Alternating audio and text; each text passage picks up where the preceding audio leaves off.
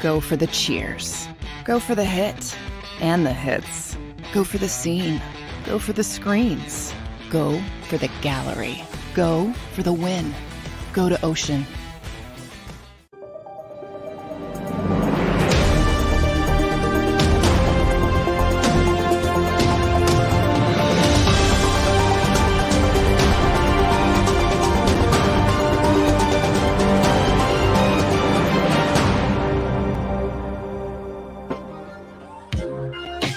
Roll call. Philadelphia Bulldogs, stand up. Yes. Yes. Georgia East. Give me a big hug. Yes. Ooh, welcome man. in, everybody. Happy Friday, one and all. We're Sports Take, JAKIB Sports YouTube Network. He's D Gunn. He's B Brooks. What's up? I am What's the RL. deal? What's up, people? How we doing? What's up, Gigi, Daz, Jeremy, Dre, Timoleon, Andres, Jason, Fitness Rebel, Fandom Media. Who did I miss? Daz. What's up, folks? How we doing? How we doing? How we doing? Hope you're doing great out there. It was a wild, wild night for sure. And I know everybody was locked in. What's up, Brett? I know everybody was locked in during all the craziness as we sat there and going through it. Guys, I want to start with you, Barrett. I'll start with you because Derek and I were side by side last night. What's up, Coach Marcus? What's up, Marquise? What's up, Eagles Realist? What's up, Duck? What's up, Leo? We were sitting there next to each other watching this thing unfold. I'm curious, just your thoughts when you have had some time to sort of marinate in it a little bit, soak on it, have a night's sleep, depending on how much sleep you had. Loose interpretation of that word for a couple of us. But what are your impressions, B, as we sit here now? I got to give it to Howie. He's that dude. And it just so happened that the cards just fell just right. Once Arizona didn't pick up Carter, I just knew we were picking him up then. Because I knew the Raiders weren't going to get it because of the driving aspects, the racing aspect of it. So I knew they took him off the board. Mm-hmm. So it kind of fell into our lap, man. Bro, I'm ecstatic, man. We got him for a fourth rounder. Yes, that's all it took. And that was the craziest thing, Gunner. So we're sitting there, right? It's me, you, and Mark Farzetta and Seth Joyner last night on our JAKIB Draft special. And, so when you're doing shows like that, it's a balance between, Eagles certainly are driving everything, what the Eagles need, but you're also going through scenarios here of what's unfolding in front of you. Now, the part that wasn't a big surprise is there was a quarterback run early. There always is. We know that, right? So you go Bryce Young, Stroud. We'll get to what the Texans did, which I thought they had a great night, by the way, trading. Unbelievable.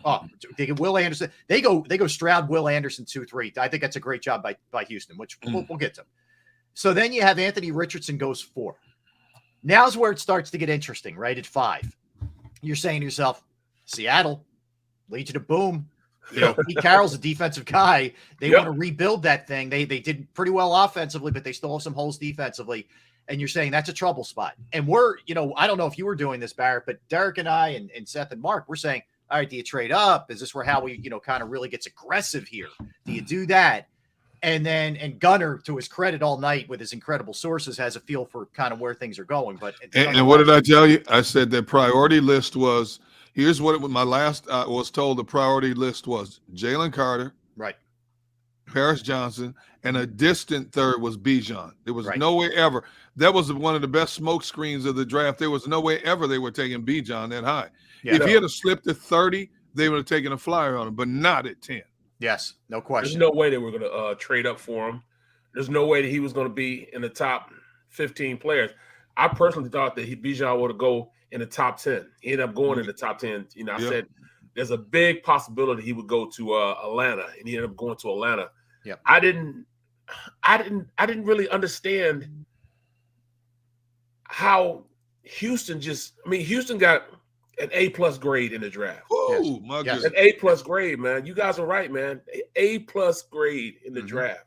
Yeah. They went and got the two best. Well, they went and got 2 of the 2 best players on both sides. We got the best player in the draft. Yeah. So, all right, we're there at 5. That's a trouble spot. We find out it's Devin Witherspoon, the corner from Illinois. Okay. And Barry, what did I tell you? We have been debating Gonzalez and Witherspoon forever, and I kept saying, I like Witherspoon better than I like Gonzalez for various Absolutely. reasons. You're right, man. Yeah. I kept saying there's something about this kid's moxie. He didn't back off a bit, the way in hand-to-hand combat. Everybody kept putting Gonzalez at the top of this heap. And I said, I like Witherspoon much better. And lo and behold, Gonzalez not even a second DB taken. No, and I heard rumors about him being soft. Oh. No, Witherspoon? No, Gonzalez. Oh, because Witherspoon's anything but soft. Right, man. Yeah. He's almost too aggressive. That's what he's one of the Philly guys. Okay. They were saying that Gonzalez was soft. And that's why he dropped so much in the draft. I mean, and to be honest with you, there wasn't a lot of tape on him that I was trying to get. I didn't see a lot of tape on him, but what I did see him, he's fluid, big guy, athletic, can cover, but I didn't see him come up hit anybody either. You saw Witherspoon coming up and rocking people. Yeah, right. Yeah. You know what I'm saying? Like he didn't care. He wasn't playing around. So then we get to 6. And remember, they traded with the Cardinals, the Texans did. So Arizona's on the clock at 6. This is one you didn't really sweat too much. You felt like they were going to do something along the offensive lines for Kyler Murray, you thought, right? So they did. Paris Johnson. All right. Well, let me tell you about that. Kyler Murray begged and pleaded. That's right. Their organization to go get Paris Johnson. Yeah. That's right. And they listened to him. They did. They you know, hey, look, he's locked in, they're backing their guy. I think it's actually a good move by them. So then you get to 7, and this is another trouble spot. It's the Raiders. The Raiders need a lot of defensive help. If you watched them play last year, they collapsed a lot in games. So that was a sweat because that one they took almost all the time that was allotted. And then we found out it was Tyree Wilson, and that's another, sigh of relief if you're an Eagles fan at that point. So they go Tyree Wilson. The only question with Tyree Wilson is that foot injury. He's a beast, but he had the foot injury. So he goes 7. All right, now you're at 8. Atlanta could have gone a lot of different ways. They were very aggressive in the offseason, making defensive moves, free agents, et cetera, okay? But it didn't mean they weren't going to keep that theme going.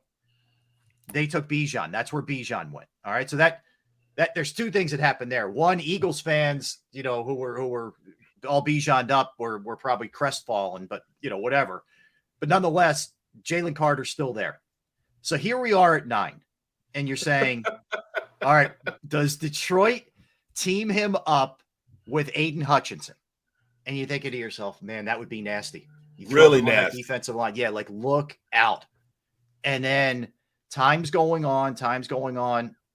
And again, this is where I give Gunner props. He's sniffing things out. He's talking to people, etc. And he's saying, something may be going down here. Something may be happening.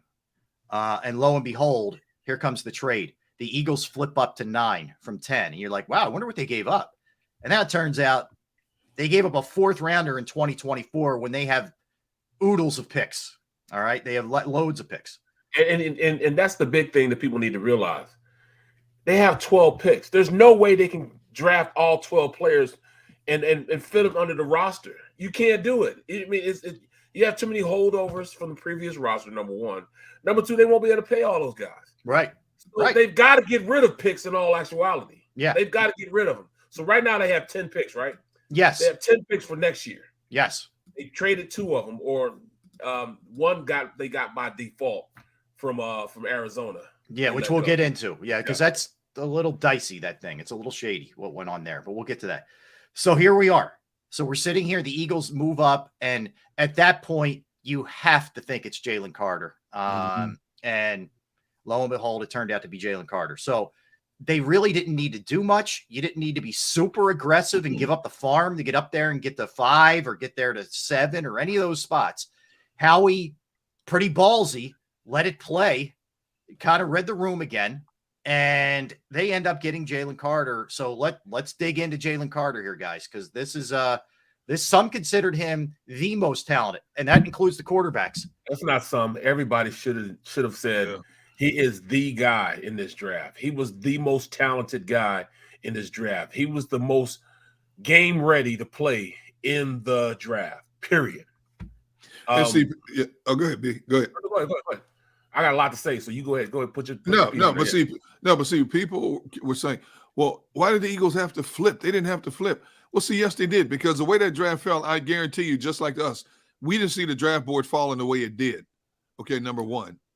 Number two, Chicago could have gone a multitude of different ways. They needed D-line. Even though they spent money on defense, they needed D-line, they needed cornerback, they needed offensive tackle. And the Eagles at that point are thinking, we got to be sure. We're this close to this guy. We got to be sure. So that's why kudos to Howie for making the move. It wasn't a major move. They didn't have to give up a lot to flip the script and move up one spot. But when you have your eyes set on one guy and you know the team in front of you could go a multitude of ways, you want to make sure they don't take what you need, because that resets your whole board for the first round. Well, they don't care about fourth rounders either. I mean, look at the amount of fourth rounders they've given away the past couple of years. Right. I mean, a fourth rounder for Avery Quinn, Robert Quinn. Quinn. I'm also Avery from we traded defensive end from / linebacker from Cleveland. What's his name? Jannard Avery. Jannard Avery. Yeah, Jannard Avery. We gave before for him. Jeez. You know, so it's not like we like fourth. That's why we don't have a fourth rounder this year because of Quinn. Right. But we don't know also if another team was like, all right, we'll give you a first rounder and we'll swap first rounders and we'll give you a sixth rounder or a fifth rounder. So that's why they jumped so high at fourth round. So, I mean, I applaud Howie on doing that. Now, when you get to breaking this kid down, see, I watched a lot of film on him, but I watched it in a way that I was just, admiring his talent technique. Because to me, he didn't have a snowball's chance in hell of being an Eagle. The film that he has, the eye in the sky does not lie. Somebody has power, strength, speed, nasty, a motor. He has all that. Usually you get a little bit of this and a little bit of that and you have a great player. He has this, and some of that over there to make him a great player. Mm-hmm. I see little things on how he's more sound as a defensive lineman than even Hargrave was in the run game. See, Hargrave, he was good. He loved rushing the pass. Yeah, he didn't have much interest in the run game. And that's why we suffered a lot on first and second down with the run. He didn't get paid to stop the run. He got paid to rush the passer. Mm-hmm. So this kid can stop the run and pass. Like little things. It's like when we as an offensive lineman double team a three technique. When we're double teaming, we're trying to scoop off to the backer. He has that sense of, all right, I see what they're trying to do to me. So he has that innate presence about him that, all right, this guy's trying to get off. Let me stop this other guy from crossing my face and put my ass in the hole and make it so he can't get off on the back. He has to block me and still able to split the double team and get up and make a play. And let's not forget, the move to get Jalen Carter does not happen without the blessings of the godfather of NFL security, because that's how much respect Jeffrey Lurie, Howie Roseman have for Dom DeSandro. There is nobody better in the league at finding out everything you need to know. There were people, as we watched the various NFL shows, there were people who took Jalen Carter off their list because of the concerns they had because of his off the field, issues. But once Dom green lighted it for the Eagles, that was it. That's all they needed. There's nobody in the league who's better at backdoor checking, player profiles, history. He has contacts with police officials in every city you can imagine. How many teams do you know where a head of security has that kind of clout in terms of being able to bend the owner and the general manager's ear to that degree, where they trust him that much? If Dom says it's good, Howie referenced him in his last press conference about Dom. See, so once Dom green-lighted it, boom, it was a slam dunk after that. Yeah.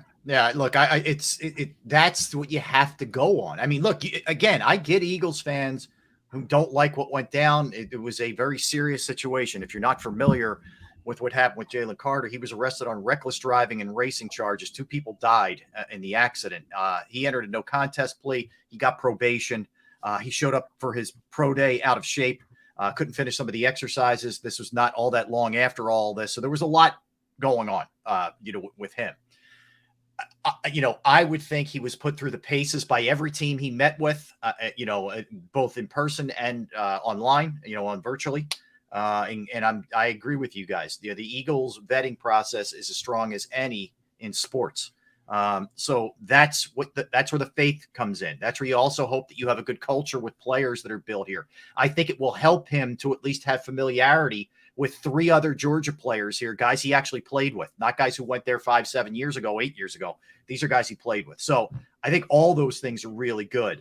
You're talking about a 6'3", 314-pounder who like Barrett said, there's virtually no shortcomings, whether it's the pass game, the run game, and he projects to just get better and better and better. So, from a talent standpoint, there is no question. But in fairness, there were teams that took him off their board.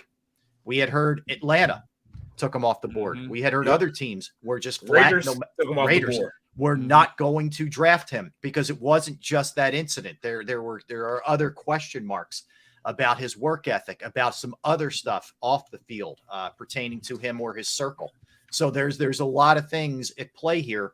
But if you look at the Eagles' history, for the most part, they've had a very good, at least you want to go back 10, 12 years, whatever, run here with guys not getting in trouble off the field for the most part. They've got 2 guys from a great organization, but let's, put in perspective. The Eagles are a great organization. These guys are blessed to be in this organization now. You'll be hard-pressed to find a better close-knit family than the Eagles in the locker room. You know what I'm saying? There's no splits. There's no guys getting – because they'll get you up out of there. They got Carson up out of there. You know what I'm saying? A lot of the reason why Carson is gone because of what was communicated from his teammates. You know what I'm saying? So they have a firm base, a very, very firm base, in understanding that if we get them in our locker room, it won't just be the organization itself, but it'll be players with checks and balances on this guy. You know what I'm saying? He won't have the time to go do what he wants to do. He'll get checked from 5 different people before he even gets checked by the organization upstairs. They don't play that in the locker room, man. You know what I'm saying? They're a tight-knit locker room. Yeah. And you saw how tight they were. Well, at least Rube knows how tight they were, just by the question that were being asked in the what was up with that? Well, so all right, let's let people know that who may not know. So Ruben Frank, NBC Sports Philadelphia. We've had Rube on the show. He's a colleague of Barrett's. Derek and I both worked with Rube as well. Rube asked a question last night to Howie and Nick and said basically he did. I am paraphrasing here, okay, to be clear. But one of the things that he said was, he didn't seem all that contrite to me. Again, I'm paraphrasing. Feeling sorry about or having remorse. Yeah. What happened in the accident. And Howie and Nick objected to the question. No, they didn't object. They jumped in his ass. Yes, they checked Rube. Yep. You know what I'm saying? They checked him. They were like, "Yo, I mean, come on, this is the most exciting point in this guy's life. This is a big time moment in his life, and you're asking him about that." Yeah, and there's also limitations to what Jalen Carter can say about the case. Also, just an exactly. FYI. Yeah, exactly. But still, though, Rube is a hard hitting type of guy. You know what I'm saying? He doesn't pull any punches. Sure. He was kind of bullish in his line of questioning. When he asked him about it. Yeah. And he did not. I give it to Rube. He didn't back down. He didn't back down whatsoever. Yeah, right. But here's the thing: like this is going to continue. In other words, Jalen's going to be asked about this, more. This is not over. He's going to be, especially in a media like this, in a media market like Philadelphia. Maybe you get away with something like this somewhere else where it's not going to be a big deal. There's going to be a big deal. It's going to be asked quite a bit. So just for whatever it's worth, that is not the end of it. So, all right. And I'm not going to walk through every scenario that happened to get us to 30, but as if Jalen Carter wasn't enough, you're watching the board unfold here in the rest of the first round. And we're in like the late teens into the 20s. And we're kind of looking at each other like, Nolan Smith's still there. Yeah. I mean, we're like giggling on the set, laughing the way this draft. Are you kidding me? And I heard another Smith went off the board to Dallas. Like, oh man, the D tackle. Yeah. That was crazy. So you thought I thought they were grabbing Michael Mayer, the kid out of Notre Dame, the tight end. And they need a tight end in the They do badly. And Mayer is one of the guys which we'll talk about later, who I can't believe fell to the second round. Someone's getting a steal there, by the way. But so Dallas grabs the kid Mazi Smith from Michigan. And who's a horse now? He's a load. That dude is a load. But we're all like, oh my God, like this could really happen. They could come away from this thing with Jalen Carter and Nolan Smith. And they didn't even have to make a move to get him. He fell there at 30. And here's what you're getting with Smith. Think body type a little bit like Hassan Reddick. Although, he's not a tiny guy. Like, we make it sound like he's Bryce Young. He's 6'2", 238. But here's the crazy thing. He runs a 4.39 40. He's got an unbelievable vertical. In this year, he was on pace to put up some massive numbers. He had a pec injury, which shut him down after 8 games. But last 2 seasons, 6.5 sacks. Like, they project him a lot like they do Hassan Reddick. He is an edge guy with unbelievable bend and sick athleticism. And Barrett, correct me if I'm wrong, what I kept reading over and over again in scouting reports is, despite the size, holds his own and then some at point of attack and against the run. Exactly. And I would not have been mad if they'd have picked him up at number 10, at pick 10. Mm-hmm. He's well worth what okay, people need to understand. My grade on him was a high first rounder. In fact, if he would have been healthy, he would have been a top 5 pick. That's how good this kid is. Mm-hmm. I wanted him at even tops because I know he's gonna do work. You know what I'm saying? He's gonna be a part of the rotation. Come September. He will be lining up and playing on Sunday. This kid is good. And everybody, oh, he's too small and everything. All right, then. They have a precedence for the situation. They have a precedent on a player that's already on the team. They saw 18.5 sacks from a guy that's smaller than even he is. I mean, let that marinate with you. Hassan Reddick is smaller. Yeah. Than Nolan Smith. Crazy. So you gonna say he's too small? I tell you what, the Eagles linebacking core is a lot younger now with Nolan Smith and Nakobe Dean in it, but it's a lot more athletic and it's a lot faster. Now, they're going to go through growing pains. They're going to make mistakes. But the one thing that these young kids will do that the previous group could not do well, and that includes TJ Edwards, who I loved, and guys know I watched him exclusively at Wisconsin. TJ could not cover in pass coverage. These 2 young dudes can get back and run with anybody with the speed they have now at linebacker. So they're going to be young. They're going to be somewhat raw, but they're going to be a lot more athletic. It said if you're making mistakes because you're trying, teams can live with that. If you're making mistakes just because you don't have the athleticism, that's where teams have a problem. Eagles got a lot more athletic at linebacker. Yeah. Athletic at linebacker. I mean, the defensive side of the ball is just about one of the most athletic defenses in the league right now as far as speed. Nakobe Dean, Morrow, both guys can run like deers. Mm-hmm. You know what I'm saying? They might be on the smaller side, but they want smaller guys there to run with them. It doesn't help them in a run, but they're not asked to be those guys in the run. The guys up front take care of the run. You take care of the run on your way to the passer. Mm-hmm. That's what they teach their defensive line. Tracy Rocker, that's what he tackle the run on the way to the quarterback. And that's their philosophy. Mm-hmm. Tackle the run on the way to the quarterback. Mm-hmm. So, bruh, talking about speed. They're going to and this is where the iron sharpens iron, because you can look at a guy like Sweat. Now Sweat's pissed, like, oh, okay, then. You guys gonna bring somebody in. Okay, then you want another Hassan Reddick. I'm about to show you. Sweat, I'm here. I'm here, baby. I'm gonna get mine.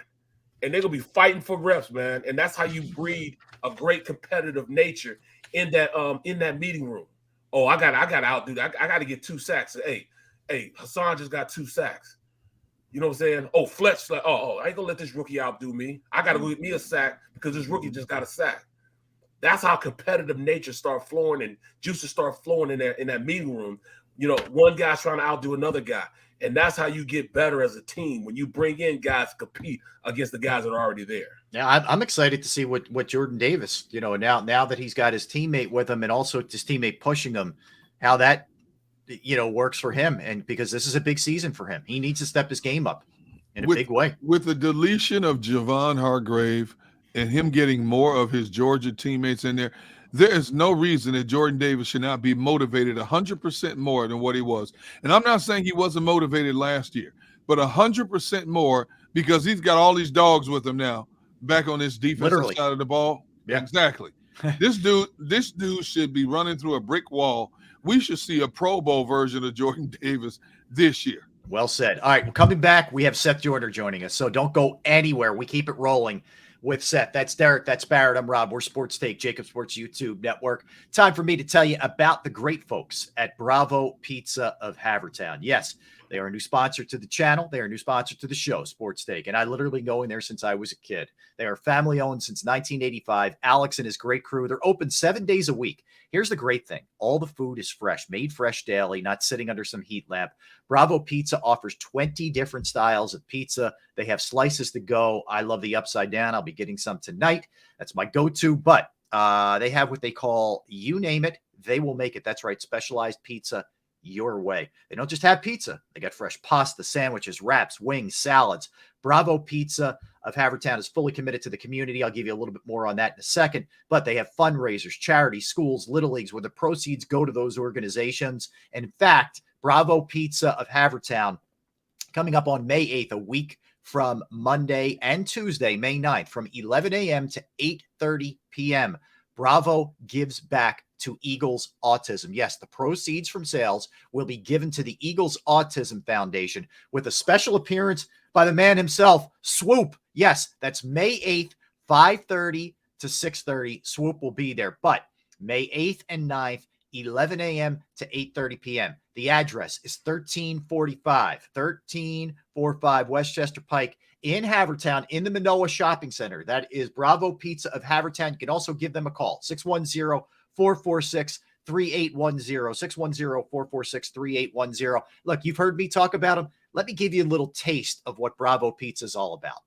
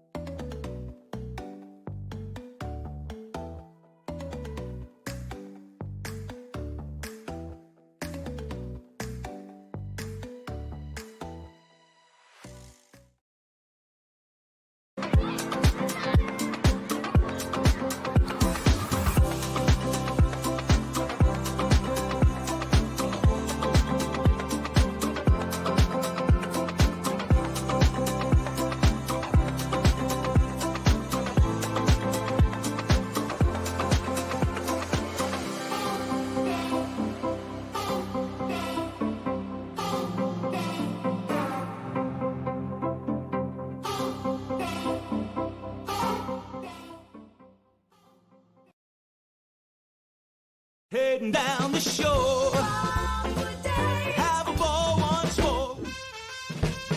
Here, imaginations run wild and time stands still. Because here, you can find the best of the Jersey Shore, all on one 5-mile island. So leave the old you behind and get lost in the woods. Wild, wild, wildwood days. Imagine for a moment that you went to work today and when you came home, you were catastrophically injured. Your life and your family's life. That's what happened to union construction worker Mike Little. I was scared of what the end was going to be, but to be 100% honest with you, I knew I was going to be all right just by talking with Brian. In my heart, I just knew everything was going to be all right. Call the firm and find out why they say, "We got this." Call 215-458-2222.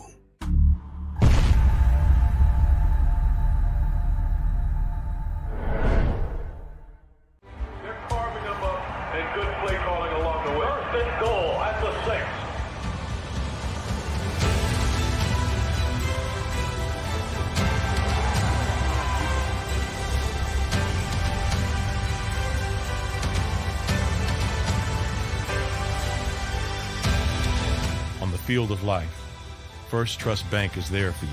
Champions on 3. 1, 2, 3. Because Philadelphia dreams deserve a Philadelphia bank. Go to get your game on. Go for the beers. Go for the cheers.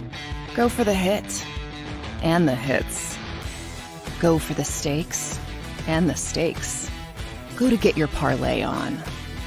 Go to get your party on. Go for the scene. Go for the screens. Go for the gallery. Go for the win. Go to Ocean. Visit theoceanac.com to plan your visit.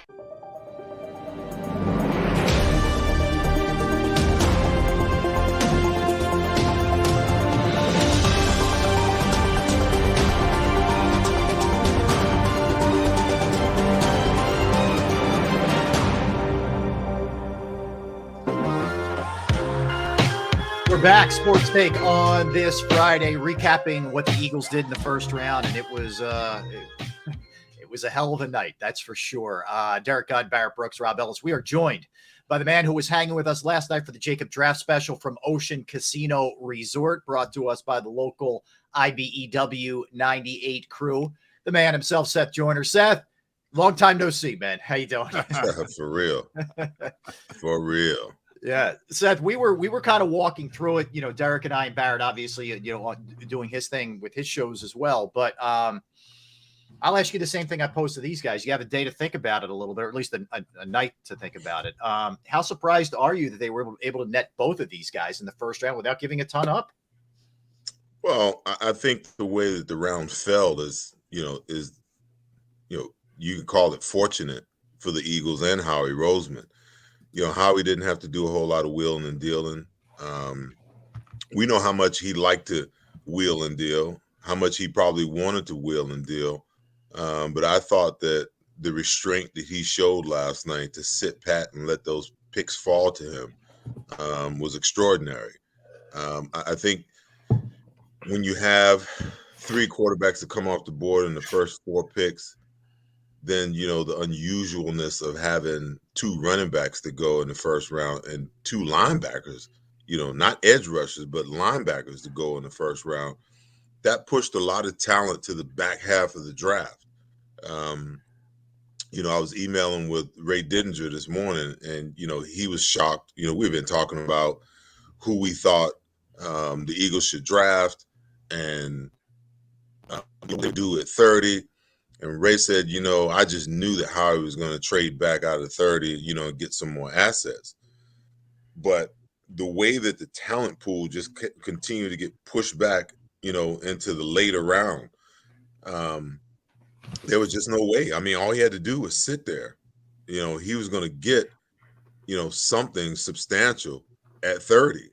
And it was just an unusual draft because you usually don't see that. But those anomalies, those 2 running backs and those 2 linebackers, and then the run on the wide receivers, the 4 wide receivers, boom, boom, boom, boom, boom in a row, just upset the apple cart because that meant that all of that defensive talent that didn't get picked before them got pushed further back. So to be able to walk away, with the best defensive tackle in the draft, probably one of the best defensive tackles in the last, potentially since Aaron Donald. And time will tell, whether the maturity will set in and whether he can realize that talent. But you don't have very many defensive tackles that, play the run, can dominate the run and dominate the pass. And I bring up Aaron Donald because he does that.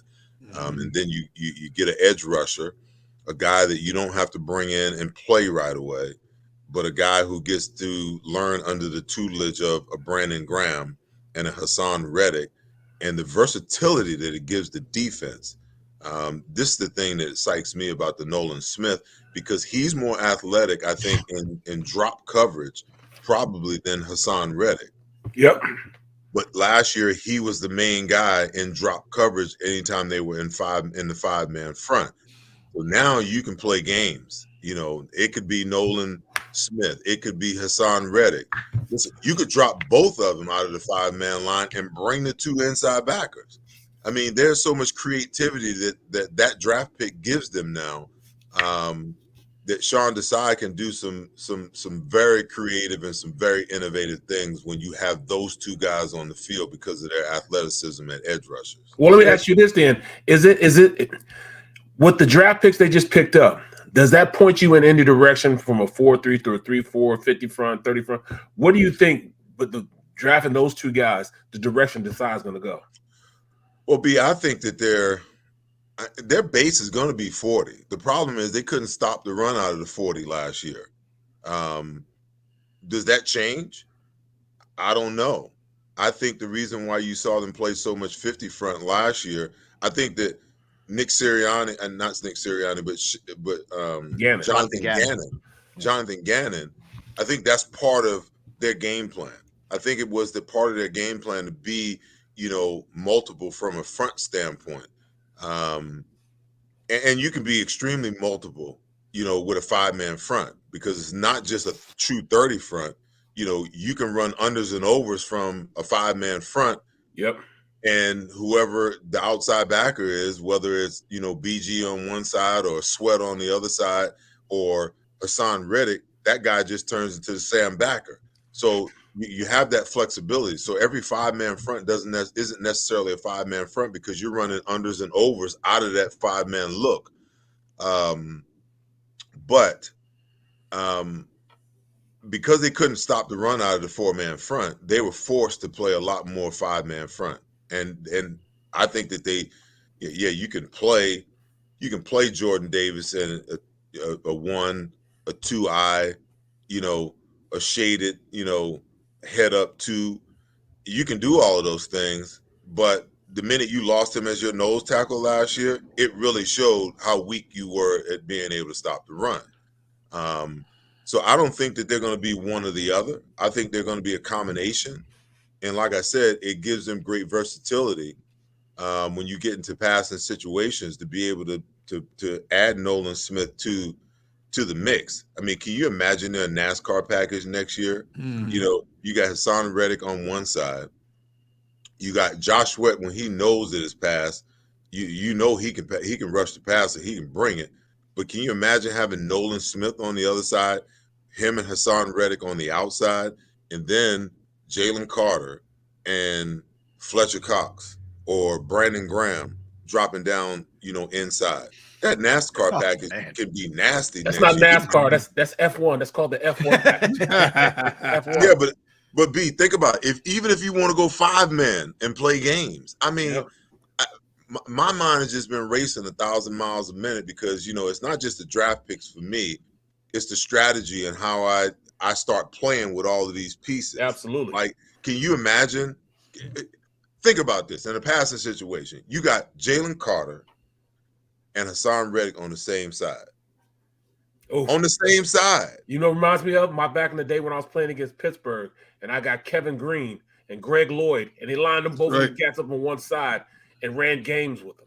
Tough. The games that you can run and the protections that you have to prepare to take care of that kind of pass rush and passing situations. And like I said, you go a NASCAR package, 5-man NASCAR package, okay, because you got your 2 corners back and you're solidified at the slot.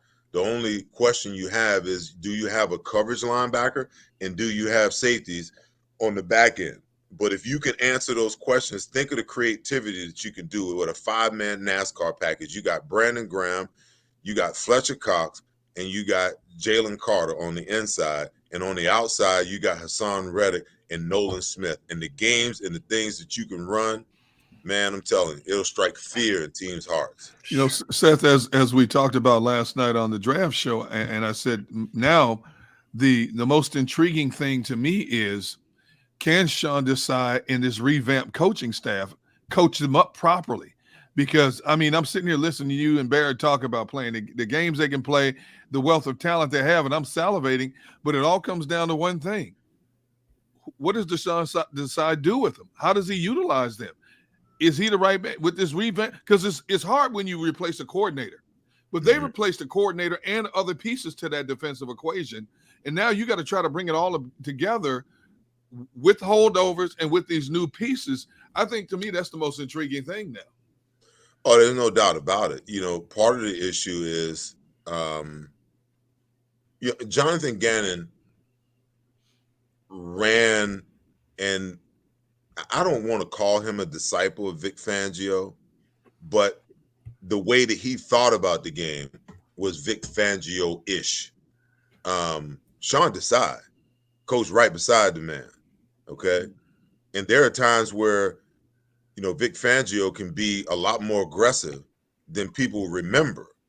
So, yeah, he runs all these different looks, 4-man looks, 5-man looks, multiple coverages on the back end, morphing coverages on the back end, so on and so forth. Mm-hmm. Jonathan Gannon didn't run any of that, I mean, pretty much where we lined up is where we played, and we relied on our pass rush to go get us 70 sacks last year. I think Sean Desai's mentality, is going to be a little bit different. I'm not saying that he's going to be aggressive. He's not going to be as aggressive as Vic Fangio would be. But I get the sense that, there's going to be some change as far as, aggressiveness and getting guys up, in wide receivers' faces a little more and putting more pressure on the receiving side of it. But, listen, the terminology may be a little bit different, but the infrastructure of what they're trying to do is probably going to be similar. So the sooner that they can correlate the terminology to the scheme, the quicker they'll be able to make that transition. Now, the jury's out. I mean, you got a new DB coach. You've added Matt Patricia to the mix. Mm-hmm. And one thing I know about guys who used to be defense coordinators, it's hard for them to give up that type of mentality. I watched it in Buffalo. Okay, Rex brought Rob in. Next thing you know, Rob was trying to run the defense, and they already had a defense coordinator. So all it did was create. It's in your DNA. Yeah.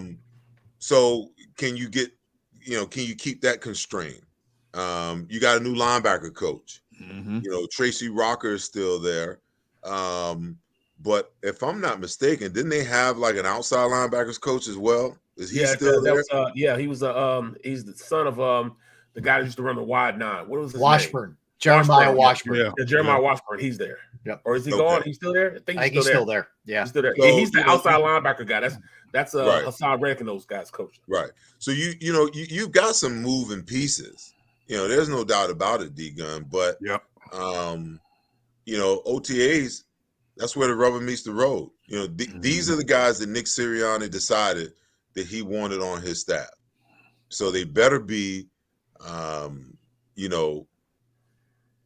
not only good coaches, but they better be great teachers, because you're going to have a lot of young guys that you need to bring along. And you got a lot of moving pieces. Like you got new linebackers that all of a sudden, half of them were special teams players that hardly even played. They are, and there's going to be this vast battle, for the other linebacker position. You got safeties. You got one, maybe two guys that's got some experience, not a lot, but then you got a couple of special teams guys that you're going to bring in that's going to be vying, for position. So a lot, there's a lot going on, but listen, the mainstay of this team is still going to be the offense. Right. The offense is built to be the dominant portion. That's where all the majority of the money is spent. That's where the majority of the talent is. They feel like, in order to be the team that they want to be, that they need to be a dominant, offense.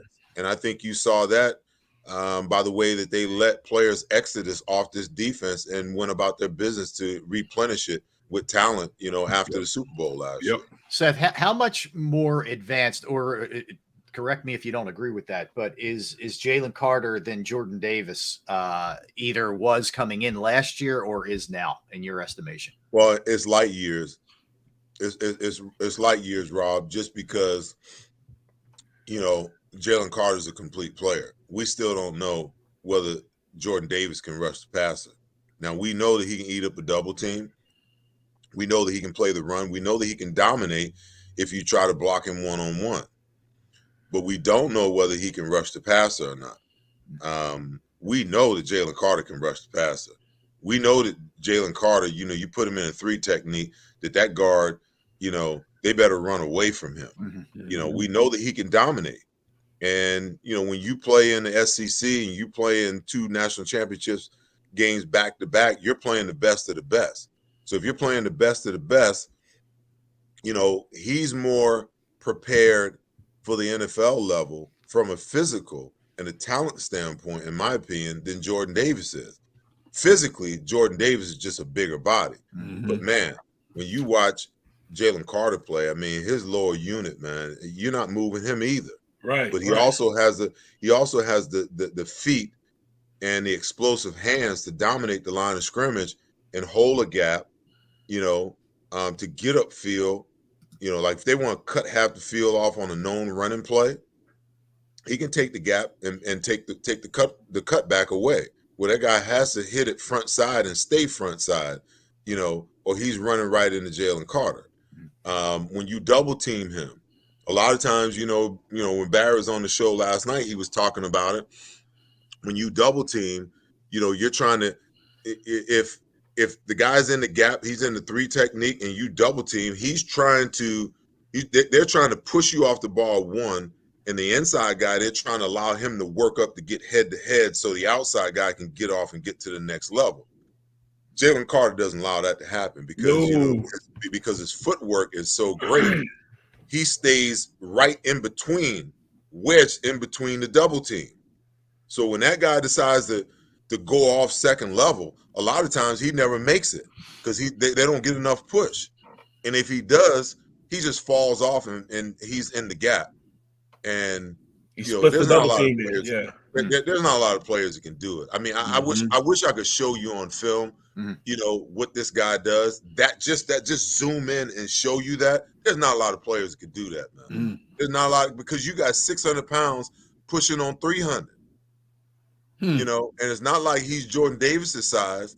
He's just got such a great lower center of gravity that you can't do with him what you want to do with him. That's the biggest thing, man. But they did a great job in this first day. You know what I'm saying? They got 2 really, really good defensive players. Everybody they got my Christmas list. Hey, B. Yo. I ain't even gonna watch today and tomorrow. I don't even care. That's done. He's done. Well, that's what I was gonna get to. That's why he dropped the mic and walked off the I'm going golfing today and tomorrow. Yeah, he just I don't know about you going golfing in all this rain out here, man. But you know what? From this point on, I mean, I think they'll get back to basics again, getting back to the offensive line, getting off offensive side of the ball, giving them their kudos now. Wouldn't you think they would go heavy offense now? Listen, everybody wanted, Paris Johnson Smith. Everybody wanted Skoronski. Yeah, Skoronski, yeah. I would say, listen, Lane ain't going nowhere anytime soon. No. Jordan Mailata ain't going nowhere anytime soon. I would assume the place where I'm most concerned is guard depth. Yeah. We may need some depth there, but we also need what I like to see the Eagles do is draft some players at safety and maybe linebacker. It may not happen this year. Maybe we can get a linebacker in maybe the 3rd or the 4th round next year, to complement Nakobe Dean if he steps into his talent. But I'd like to see them go and get some players, man, that can be on the defensive side of the ball, foundational players that's going to be here for a while. Go get some guys that have some talent. I don't want to see, they need safeties and they need linebackers. I'm talking proven guys. I'm talking guys that you can bring in and you got talented coaches that get it, that can take that kid and work with him on his skill set and turn him into, a player that can be a mainstay here for the next 5 or 6 years. They can get through, maybe 2 contracts. In reality, that's what I like to see. I think that, I don't know that you have to draft high all the time, as far as the offensive line is concerned, they may be able to get a guy in the 4th or the 5th round. Stoutland University. That just exactly, and let Stoutland do what he does. Yep. You know, because if he can take 3-4 years and develop, you know, a guy who never played professional football before, he can take a guy who's played before, who's got the right mentality, but just skill sets might be just, you know, a little under where you'd like to have it, and turn him into something. But that's the next step for the Eagles is development, because especially on the defensive side, what you've seen is they piecemeal a lot across the board over the years. C.J. Gardner-Johnson, Kazir White, you know, even our 2 cornerbacks, they don't belong to us via our draft. Right. You know, we signed those guys in free agency. You know, I'd like to see us be able to draft some players that would be foundational players down the road, and we develop them, but we own them from the word go, and we bring them along, you know, as we go along. Yeah. Seth, do you see them taking a flyer on another young running back in the draft? You know what, man? I listen. I like to listen to what coaches say, man. And you know, when I heard Nick Sirianni talk about Trey Sermon, you know, and Trey Sermon at Oklahoma wasn't no joke. Now, I get the NFL is a whole different deal, and they probably need, even though they don't feel that way, because you know they had an opportunity to bring back what's Jordan from the Chicago Bears. Howard. Jordan Howard. Yeah. You know, I mean, he didn't land anywhere last year, but you had an opportunity to bring him back as a bigger back last year, and they opted to, you know, go with what they had. It got him to the Super Bowl. You know, they didn't have no big back, no big bruiser, you know, at running back last year. So to be honest with you, D-Gun, I don't know that I even see them making another move at running back. Listen, you got Kenneth Gainwell. Listen, first of all, no running back is going to get more than 16 to 18 carries a game anyway. No. Okay.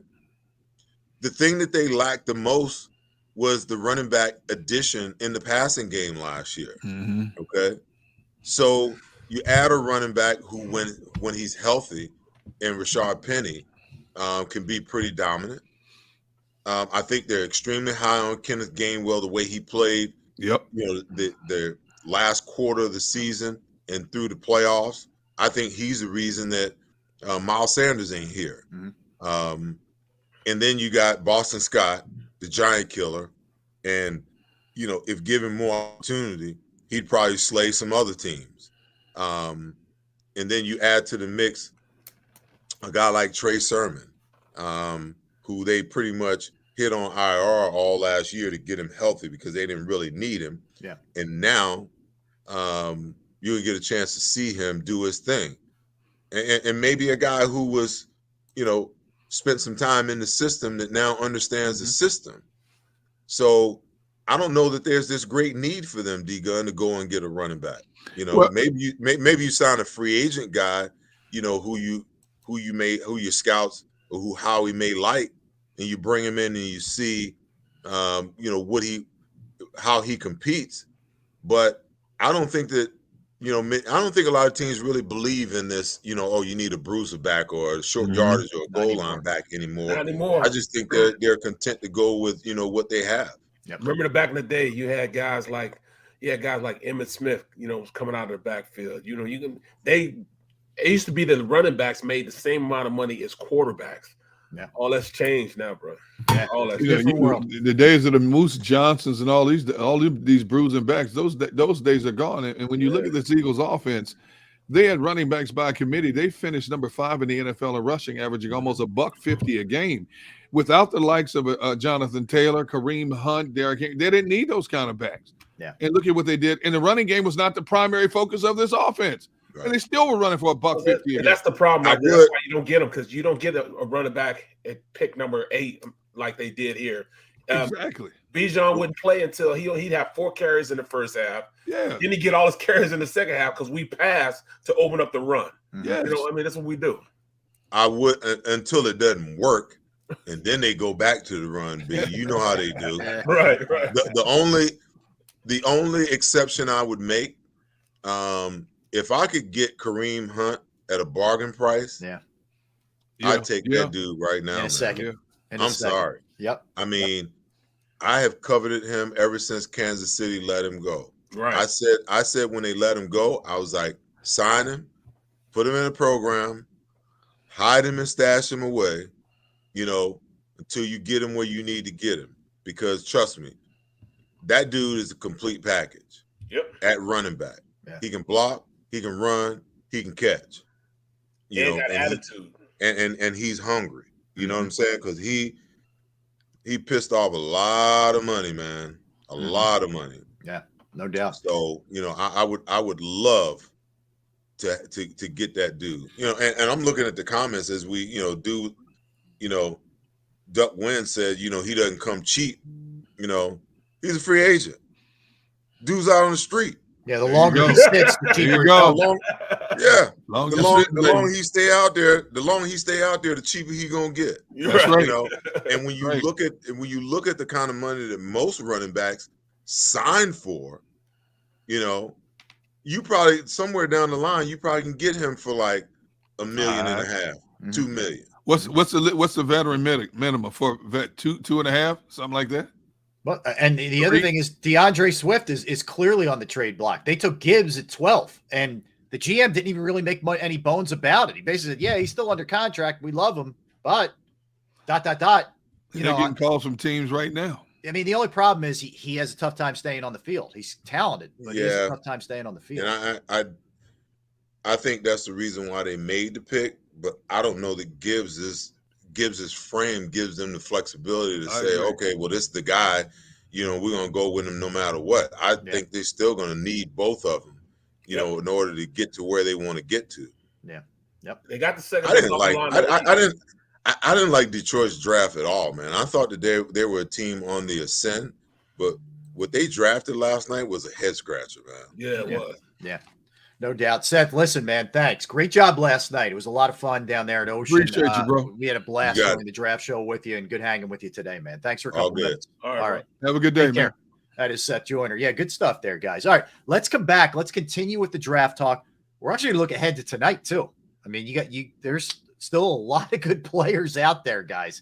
They could help the Eagles in a lot of different ways. And let's dig a little bit into this tampering thing with Jonathan Gannon, because it's got a lot of people ticked off, as if they needed another reason to be angry at Jonathan Gannon. So we'll talk about that as well. A lot of ground to cover, man, and let's keep it rolling. Tell a friend. We're not going anywhere. We're going to keep talking about the birds in the draft. He's Derek. He's Barrett. I'm Rob. We are Sports Take, JAKIB Sports YouTube Network. I'm going to tell you about Jim Murray and Principal Financial Group, because knowing who to find and trust with your finances can be a tough thing, can be a scary thing. I'm right there at the front of the line, but I found that right person. I found the person to trust with my finances, and I want you to as well, whether it's retirement planning, 401k review, insurance review. You might have a small business and you're trying to get your employee benefits off the ground there. It's another resource that Jim can help you with. Personally, I've entrusted my IRA, my 401k rollovers with Jim, and I couldn't be any happier. You will be too. Give him a call, 610-996-4751, 610-996-4751. You could also email him as well, Murray, MURRAY.Jim@principal.com. That's Murray.Jim@principal.com.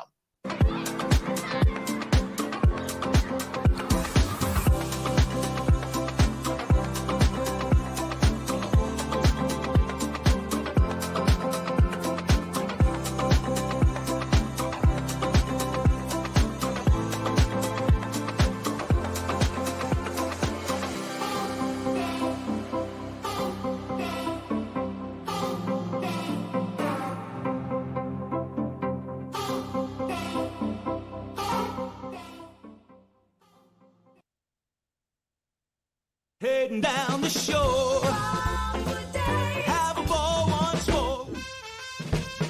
Here, imaginations run wild and time stands still. Because here, you can find the best of the Jersey Shore, all on one 5-mile island. So leave the old you behind and get lost in the woods. Wild, wild, wildwood days. Imagine for a moment that you went to work today, and when you came home, you were catastrophically injured. Your life and your family's life. That's what happened to union construction worker Mike Little. I was scared of what the end was going to be, but to be 100% honest with you, I knew I was going to be all right just by talking with Brian. In my heart, I just knew everything was going to be all right. Call the firm and find out why they say, "We got this." Call 215-458-2222.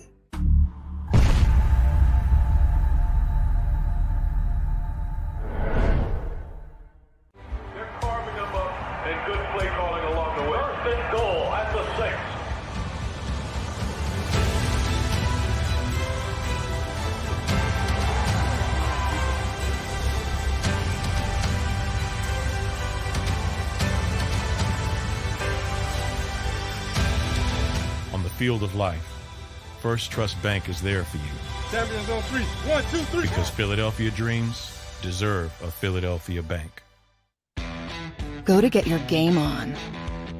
Go for the beers. Go for the cheers.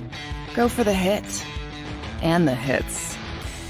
Go for the stakes and the stakes. Go to get your parlay on. Go to get your party on. Go for the scene. Go for the screens.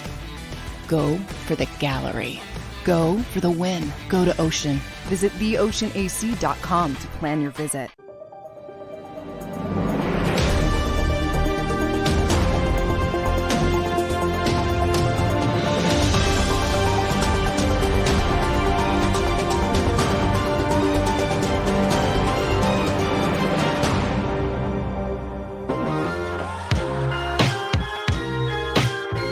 What is up, everybody? Thanks for hanging out with us on this Friday. We are Sports Take, JAKIB Sports YouTube Network, talking about the Eagles draft and what a night it was. What a night it was.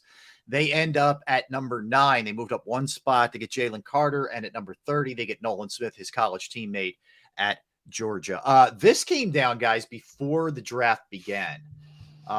There was a tampering charge levied against the Arizona Cardinals, and there was a statement released. So just prior to the draft, the Eagles, it actually benefited the Eagles here. They improved their draft stock as a result of the settlement with the Arizona Cardinals, who tampered with defensive coordinator Jonathan Gannon prior to the Super Bowl. The Arizona Cardinals, this is an Eagles and Cardinals, released a joint statement saying, quote, "The Arizona Cardinals and Philadelphia Eagles have agreed on a settlement of an issue concerning an instance of impermissible contact by Arizona during its head coaching search this past January.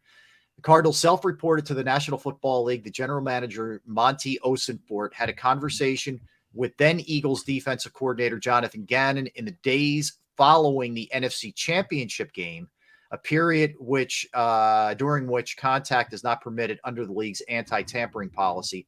To resolve the matter between the clubs, the Cardinals and the Eagles have agreed to swap third-round picks in the 2023 draft. The Cardinals received the Eagles' fifth-round selection as well in 2024. So, you know, the Eagles get a slight little move up there in the third round.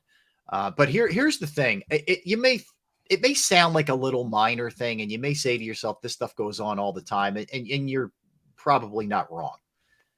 The one thing it brings into question was Jonathan Gannon as fully engaged in the 2 weeks preparing for the Super Bowl as he might have been otherwise, if he wasn't thinking about a Cardinals interview, talking to Cardinals people, etc. Therein lies the issue, I think, with some Eagles fans. I think it's a valid question to bring up.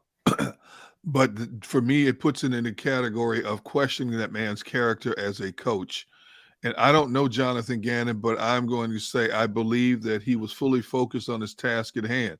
When you take into consideration how hard it is just to get to an NFC Championship game, just to get to a Super Bowl, you're focused on doing everything you can possibly for that one moment in time for something you may never get again.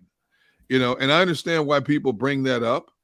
To a certain degree, but I am not going to tarnish. I mean, let's face it, Jonathan Gannon, it was a love-hate relationship with that dude here.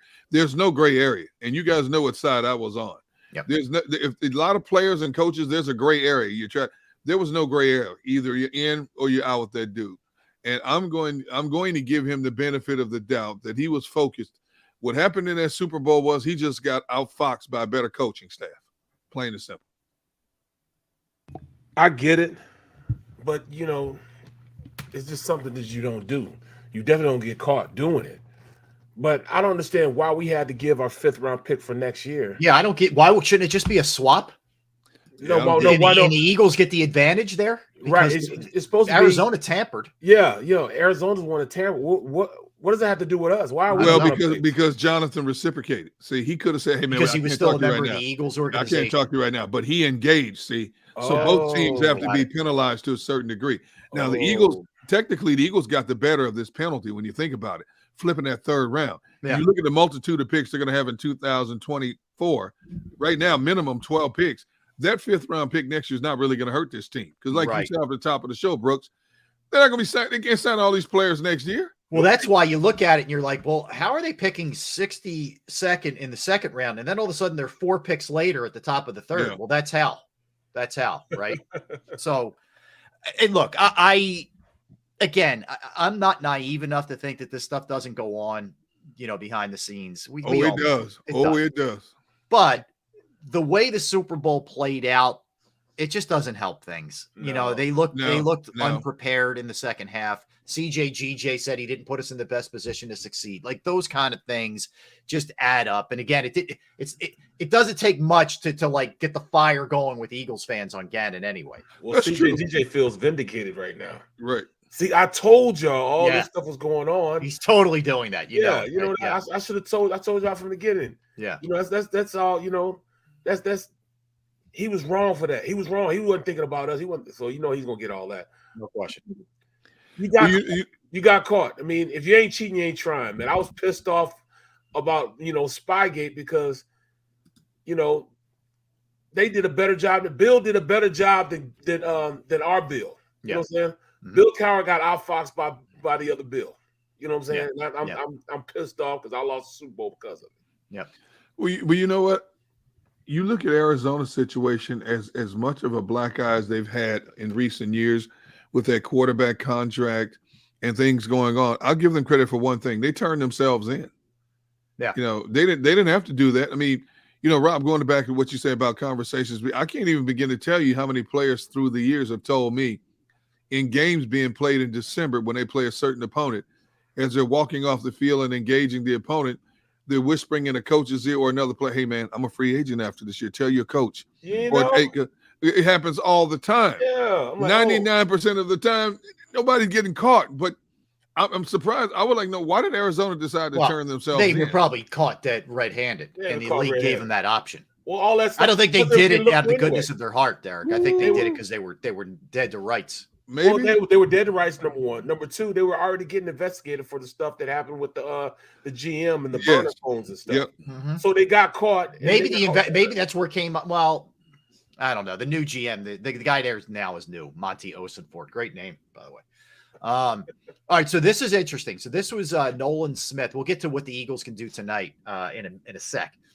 But Nolan Smith was on the Odyssey podcast called The Crew back in March, and he talked about, you know, how kind of motivated he is because a lot of people overlook him, I guess, because of his size. He said, I felt disrespected. Honestly, they forgot about me. They didn't think this edge rusher from Georgia. I wasn't even brought up in any of the mock combines or drafts or any of that. He went on to say, I just felt disrespected. I play with a chip on my shoulder just because I'm not supposed to be here. I'm supposed to be somewhere in Savannah, Georgia, latching down boats. I tell my boys, I remind myself of that daily. Any team that pass up on me that I got to sit there and watch, I just make sure I'm writing it down. I'm memorizing it in my head. So when my opportunity gets shown, I'm going to show you that you should have drafted me. All right, good. Let's go. Let's go, baby. Oh, no. Keep it. Let's go. Yeah. That's what I'm talking about. And let's put it in its proper perspective.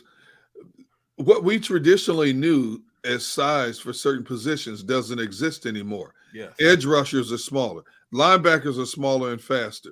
You know, so all these prototypical, man, you got to have that 6'5" edge rusher. No, you don't anymore. You got to have that 6'4", 260-pound middle linebacker.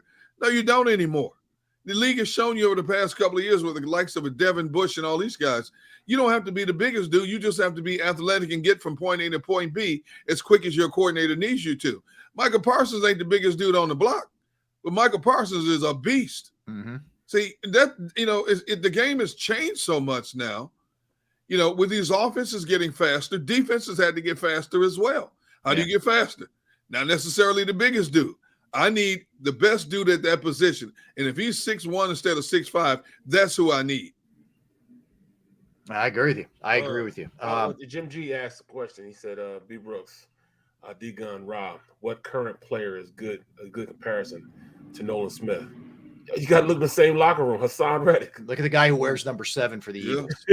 It's very similar, and I think that Nolan will benefit from the Eagles figuring this out. I know it's a different coordinator, but figuring out how to best utilize Hassan Reddick last year. I think that helps Nolan Smith this year with the Eagles. I mean, all you guys do is just duplicate the page he had from what Gannon did. Gannon said, you know what? I remember when he first brought him in, and I can remember talking to you guys. You like, oh, that's a great pick, but where are they going to play him? Are they going to line up a linebacker depth and have him rush and blitz from those areas? Like, no, they just need to put him somewhere and let him go. You guys are like, no, he probably wouldn't. No, they got to put him on one side or the other and have him rush. You know what I'm saying? Run, Forrest, run. That's what they needed to do. And as soon as they did that, he started getting sacks. Mm-hmm. There's certain players, it's not putting you can't put a round plug in a square hole. It's just not going to fit. And just, you line up out there on the left side and go find the ball. And that's all you have to do with players like that. Yeah. They're small, but they've been small. They've went against, top tier talent in the SEC. They understand how to get low, how to rush passers. Just let them go. Mm-hmm. Yeah, I hear you. All right. So tonight, they're picking second and third round is the way it goes tonight. And then everything else is Saturday. So they have 62 and 66, 62 second round, 66 third round. Let's throw some names out there, guys, that are still available. Joey Porter is still out there. I'll just give you a couple corners. Kaylee Ringo is still available. Georgia. Cam Smith, who I really like, South Carolina. Yes, very good. Is out there. From Barrett School, Julius Brents is a K-Stater. Yep. There's some safeties, too. Brian Branch Sidney Brown from Illinois. Jordan Battle, also from Bama. All still there, guys. Antonio Johnson, safety from Texas A&M. He probably right now is probably the second or third best safety in this draft. Of course, you got to go with Alabama. Their safeties are pretty good. But I mean, the two safeties from it seems like both safeties from Alabama, both safeties from Clemson, and then this kid Antonio Johnson from Texas A&M are probably what you call the cream of the crop as far as the safeties still on the board right now. I'll give you another name to keep an eye on because they do have a need. Osiris Torrance from Florida, that guard, he's still on the board. Yep. Yeah. Well, you know what? Don't rule him out. D-Gun. He was supposed to be projected to be a mid. Yes, he was. First rounder. That would be an enormous pick for them to pick him up. But I doubt seriously they do it because he's probably going to go before they get an opportunity. You're right. You're going to have to trade up. Really early in the second round to get him. He's talented, bro. He's good. The way that draft played itself out last night, I don't put anything. That's right on, Derek. There are 4 or 5 guys that went in the 20s and 30s that I thought were going up in the middle, like in the high teens, mid to high teens to low 20s. Nolan Smith was not supposed to be on the board at number 30. Hell no. Okay. I wanted them to pick him up at 10. Yeah. You know what I'm saying? I wanted to pick him up at 10. But also, when you look at this, it just doesn't pay to eat bananas with the skin still on them and put mayonnaise in your coffee. Yeah. It doesn't pay because this kid is still sitting there. Yeah, we're going to get to 48 hours ago. Yeah, they said he was going 4 to 1. According to Reddit, 4 to 1. Yeah, he was supposed to be the first pick in the draft. You know what? From a parent's perspective, I feel for that kid, man, because like I said, the league deliberately only invited a handful of players that they knew. The league office felt, we know you're a first-round pick. They all went except him, didn't they? Yeah. Well, I know for a fact. I did. It was Branch. Branch didn't go either. Branch, was he invited? I don't think he was invited. Oh, you know what? Okay. Well, they cut away to him 37 times just during the ESPN telecast. 37 times. Did he have a banana with a peel on it? No, but and I don't know if these were his sisters or his friends, but yeah, he's hear him. There's a lot going on there. What? Oh yeah. Oh, we ain't talking about no Zach Wilson stuff, are we? No. Okay. No. It's probably his sisters and his sister and his mom. There's a good gene pool there. Maybe his girlfriend was there. Yeah. Well, you know what? Yes. It's the nature of the beast, man. You don't know what you don't know. Will Levis will get an opportunity, and this will be, one of those things where it puts a chip on his shoulder. Now he wants to go out there and kill everybody. Yeah, he's gonna make it a point to prove everybody wrong. You need that sometimes. That's why I'm so glad I did not go to New York. I got invited to New York. They said, "Look, man, come on out to New York. Be in a green room. You're projected to go mid to late first. Come on." I'm like, nah. I'm so glad I didn't, because I'd have been hot as fish grease sitting in that green room. Yeah. Everybody's getting drafted, and I don't get drafted to the second round. It was different back then. Yeah, I hate to say this, but when I look at Will Levis, what the first thing that comes to mind is Baker Mayfield. Yep. I hate to say this. I have a Wentz feel off of him. He's big. He's not tiny like Baker Mayfield. I know, but in terms of the way he plays the game and the rah and all that stuff, I just got a bad Baker Mayfield vibe about this dude. Yeah. And obviously the league didn't think as high of him as us on the outside looking in did, because he would have gone in the first round. Yeah. Instead of being still sitting there on the board. He plays just like Wilson did with the Jets. Wilson played at a high level when he was frenetic, when he was outside the pocket, when he was throw the ball down the field. And he had like 3 6'3", 6'4" receivers with him at BYU. Yeah. And the reason why he made so many yards, because he was working out of schedule. He wasn't just sitting back in the pocket and pushing the ball down the field. More times than not, they were running waggle protections. That's where, they pull the backside guard. He's almost like he's the blocker in front of him while he runs on the outside, throws the ball down the field. A lot of boot protections. These are protections that you don't have to read the defense to throw. It cuts the field in half, and you could just throw down the field. They moved him around a lot of movement plays, so he didn't sit in the pocket. So he really can't read defenses, or he's just learning to read defenses. And I think Will Levis, if he'd have had his old offensive coordinator in Kentucky last year, they ran more of a pro style offense, but his coordinator went to the Rams. Now he's back at with Kentucky. Yeah. He'd had a better opportunity. Cohen, I think. Cohen. Yeah. Yep. He'd had a better opportunity learning how to read, the defense and how the protection can help him and who's the hot and all that stuff. You got to know all that stuff in order to be a good quarterback, a pocket quarterback. And I don't think he's had that coaching just yet. Yeah, I think, look, it plays out. If he actually has the ability, it plays out one of two ways for him. That's right, Daz. Daz, you're right. Kentucky's O-line was atrocious. They were, and he lost a lot from his 2 years ago to what he had last year. He was out there a lot, shorthanded a lot. Oh man, they were killing him. But look, if he ultimately has the talent, this either motivates you to be that much better and not only to prove people wrong, but also, hey, maybe I have some shortcomings I got to figure out, or all the people are proven right. So let's see what you're made of now. Like, go somewhere and kick ass and prove everybody wrong. Yep. If you're that good. So a couple other interesting names here. Kid I love, Hyatt out of Tennessee, is still available if you're looking at receivers. Receiver, yeah. His teammate Tillman, who's really good too. I love that kid Tillman. Ooh, he's still good. What I tell you guys about Skoronski also, bro. I knew he would. To me, he was my third best offensive lineman, and it kind of worked out. That's what it was. My Paris Johnson Jr. He went the first lineman taken. Then the next was Darnell Wright, the tackle from Tennessee. Yeah, he was the second tackle taken, and then it went with Skoronski. Skoronski's good, but he's more suited to be on the inside. He's a great technician, but those two guys that went before him are just superior athletes, man. They move so well in space. They can block out there on an edge.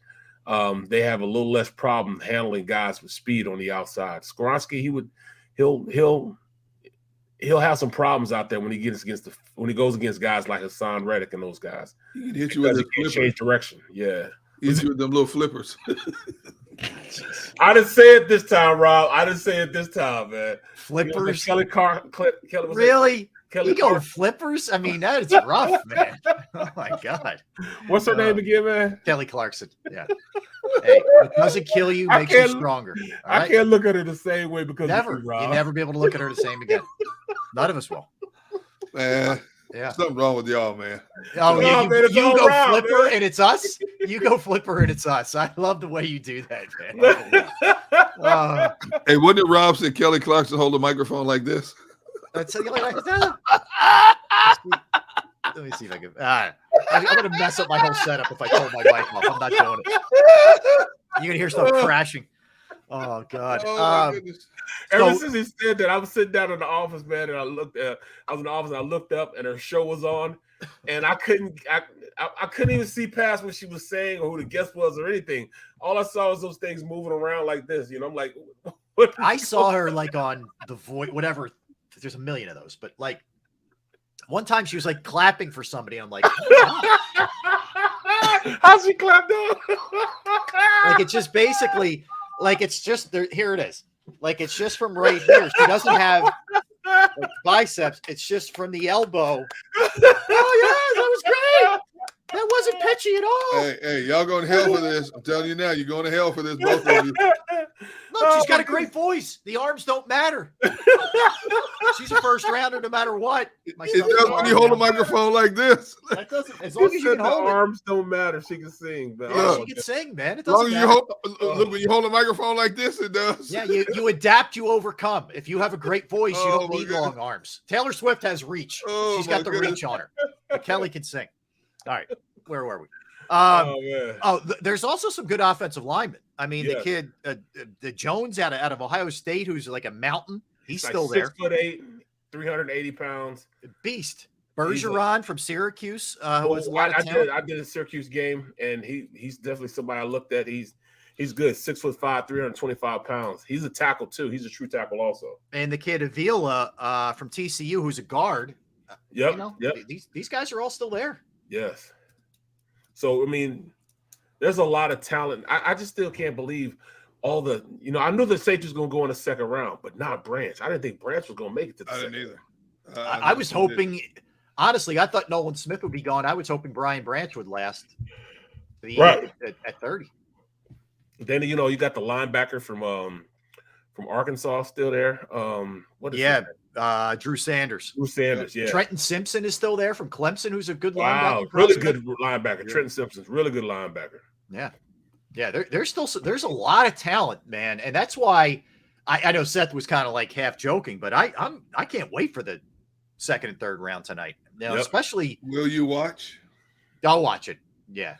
You watch the draft? Will you watch the Phillies? Yes. Or will you watch NBA? Yes. Everything. Yeah, okay. I'll watch everything. I will. I mean, the Phillies are in Houston, so they're starting to play better. So yeah, I'm interested in that. And then certainly, we got two really good matchups tonight. The 8:00 game is Sacramento and Golden State. That series is 3-2 Golden State going back to Golden State. Then you have Memphis and LA, 3-2 LA going back to LA. So they're two. It could be elimination games. I'm rooting for the Kings. I want that thing to go 7. I like the deeper series. So we'll see what ends up happening there. Hey, if we could smash that like button, man, I would appreciate it, guys. We would very much appreciate it. We don't got a lot of folks watching, but hit that like button if you could. So I'm saying it again. Yes. That's what I'm saying. Yes. If the Eagles picked up Drew Sanders, linebacker from out of Arkansas, I'll be done. I'll be done for this whole draft. I wouldn't watch anything else. I tell NBC Sports, look, I'm done, finished for this whole draft. I'm just letting you know that. I'm dropping the mic. I'm getting up from the stage, and I'm saying, look. I'm out. You're going fishing. I'm going fishing. Yeah. He had me at hello, if that happens, bro. I'm just letting y'all know. He had me at hello. All right. We had folks who wanted a food report, Derek, from last night. No. Let me tell you my type of friends. Oh, and these man. guys are supposed to be my boys. These are my family. You know what I'm saying? Oh, like, man. You know, if I had my firstborn, I'd probably name twins. I'd name them Rob and Derek. That's how close I am to these two. And what do? They record videos and send me lobster, hamburgers. I mean, it was crazy. Hey, crab cake. Oh, crab cakes. They just looking down the line. Caesar salad. And So what did I have?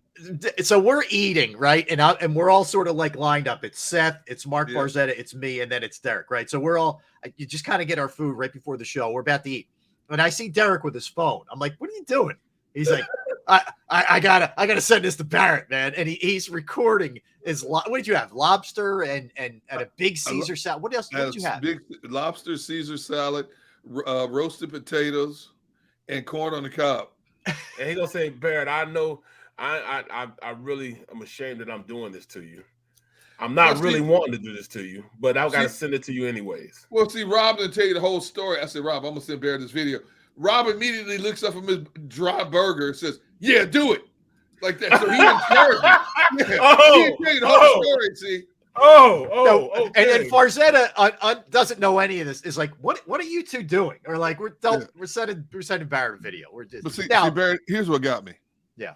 Rob gets a free burger, and I mean it's a thick burger. Oh, it's good. It was good. The dude has nothing on it. No cheese, nothing on it. No. You talking about bland? I would never go out to eat publicly with Rob. No. All I got were fries and a depressing. burger and pickles on the side. That's all I had. It was good. And Chris D was right because we had the chef on. We had the house chef on the show. He was and great. he brought up a seafood boil bowl. Barrett, Chef it Darren, had shrimp. He had shrimp in it. He had mussels in it. He had a big lobster hanging off the side of it like this, right? And then he had another plate with a big burger. The burger was this tall, and it had bacon big as a little league baseball bat on it. Look at these two. Look how they're doing me. And so during the show, they made the mistake of putting the plate with the fries in front of me. I'm eating fries on the show while we talking. Yeah, I'm having a good old time. Derek was throwing down. Yeah, he was throwing. I ain't gonna lie to you. I was having a good old Wait, time. so you got some grub, didn't you, last night? I thought they took care of you guys. Yeah, he got a hoagie. They bought me a hoagie. It was a good hoagie though. I had to bring my own chips though. I brought my own chips though. No chips. But, hey, no chips. But hey, I mean, I appreciate Doug. I appreciate you, bro. Okay. You hooked it up. He hooked it up, man. We at least got a and hold on. Let me tell you, we had 4 hours of coverage, bro. 4 hours. That's what we had. Yeah, we had 4 hours. 4 to Bro, midnight. I can't talk that long, man. Huh? I can't talk that long. It's hard enough doing 3. You know what? Are you ADD or something? No, I hate to do. I mean, I'm already doing 3 with you guys every day. Yeah. So and I turned back around and did 4 more hours. That's what we did. Dude, you're talking about something you played for 12 years and you love to do. You talk football. That's not a job. That's a labor of love. That's not I love to eat too. Well, you did. I eat like you ate. You got a hoagie, didn't you? He just. The only time I even felt a little like was when the Eagles were about the draft was at like 25 or 26. I was kind of like starting to feel it a little bit. That was it. Yeah, that draft went by fast, dude. It flew by. Yeah, I ain't gonna lie. And then all of a sudden, when the network and Kansas City start stretching it out, when they got to 25, 26, bringing out, I believe they had sponsor commitments to midnight. That's why they stretched it out like that. 100% think that's right. They started bringing out families. They had Jason Kelsey's mom out there and some entourage of people with her I had never seen before. Well, how about that though? Wasn't that a drop mic moment when Mahomes and Kelsey came out together? Oh man, with the trophy? That was hard, bro. Man. I ain't even gonna hate, man. I'm not even gonna hate, man. That was hot. Yeah. That was big time, especially them being in Kansas City too, and they wanted to. That was big time, man. I ain't gonna victors go the spoils, man. Yeah, you know what? Speaking of Kansas City, I wanted to share something with you guys because I love looking at the site Front Office Sports on Twitter. They have some great info. You know, we view Kansas City as just this mid-sized town, not like a major city. But Kansas City's a player, man. Look at this. In the last 10 years, Kansas City has won 2 Super Bowls, a World Series, an MLS Cup. They've been awarded the 2026 World Cup games. They have a proposed $2 billion downtown Royals ballpark that could be going up.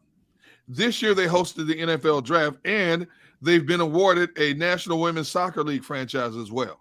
Wow. Kansas City blowing up, man. Yeah, I'll tell you, big time city. Yeah, you could do worse for drafts for sure. And we remember what it was like here. It was crazy in Philadelphia for sure when it was here. All right, so we'll come back. We're gonna hit a couple things, guys. Excuse me. I'm sorry. I was burping lobster. I'm sorry. Oh my God. Here we go. I'm sorry, man. What? I didn't mean to burp on camera. Oh, What is going on, man? yeah, I don't know. All right, 2:00. We're going to do big surprises. We'll talk about Levis falling. We'll talk about Porter, Mayer, some of the other guys. 2 running backs in the top 12 picks. We'll get into the aggression of the Texans, who had a good draft, who had a bad draft. Outside of the Eagles, obviously, we'll get into that. Cardinals are saying DeAndre Hopkins is staying now.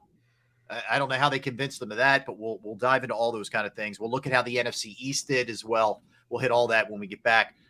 Some Sixers updates and some Phillies as well. So don't go anywhere. Derek Gunn, Barrett Brooks, Rob Ellis, Sports Take, JAKIB Sports, YouTube Network. Time to talk about Pro Action Restoration. Yes, if you have a home, you have a business, you go through the pain, the inconvenience of water, fire, smoke, mold damage. You know how trying that can be, right? I know I went through it. I didn't know what to do. And I called them on a Saturday. They came over to my parents' house, Pro Action Restoration did. They cleaned up the problem. The crew was professional. The price was right. It was a great experience all around. They are licensed, bonded, and fully insured. Pro Action Restoration has been serving the tri-state area for more than 2 decades. They will work in conjunction with your insurance company as well. So again, water, fire, smoke damage, mold remediation, you name it, they can handle it. Give them a call, 610-623-3760, 610-623-3760, or online at proactionrestoration.com. That's proactionrestoration.com.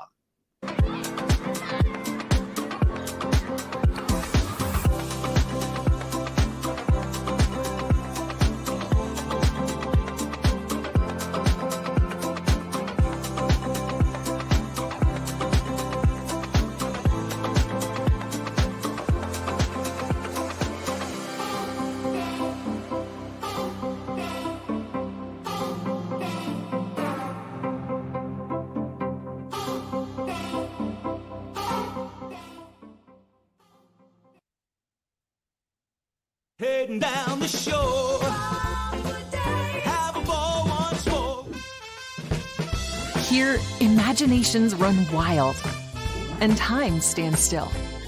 Because here, you can find the best of the Jersey Shore, all on one 5-mile island. So leave the old you behind and get lost in the woods. Wild, wild, wildwood days. Imagine for a moment that you went to work today and when you came home, you were catastrophically injured. Your life and your family's life. That's what happened to union construction worker Mike Little. I was scared of what the end was going to be, but to be 100% honest with you, I knew I was going to be all right just by talking with Brian. In my heart, I just knew everything was going to be all right. Call the firm and find out why they say, "We got this." Call 215-458-2222.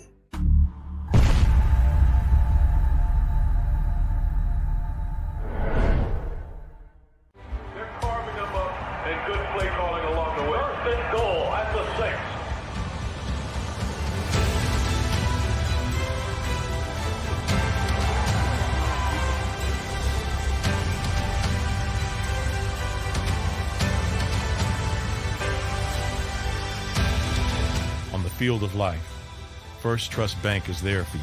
Champions on 3. 1, 2, 3. Because Philadelphia dreams deserve a Philadelphia bank. Go to get your game on. Go for the beers. Go for the cheers. Go for the hit and the hits. Go for the stakes and the stakes. Go to get your parlay on. Go to get your party on. Go for the scene. Go for the screens. Go for the gallery. Go for the win. Go to Ocean. Visit theoceanac.com to plan your visit.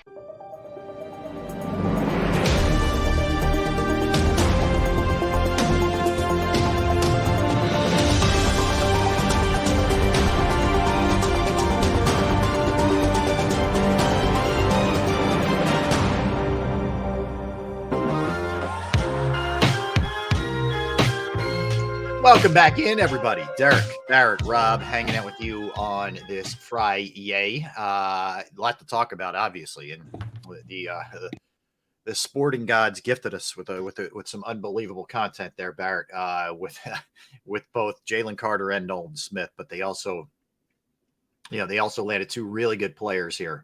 Did the Eagles? There's Gunner. He's back. All right. Hi. You're muted. There you go. That's a fast 3 minutes, man. It is. It is. You gotta be ready to go. Gotta be quick. Can't lose that. Gotta have quick twitch. You know, that's what you need. I need a lot of bendiness and quick twitch. That's for sure. Ankle bend. Can't be a road grader and get back in time after that.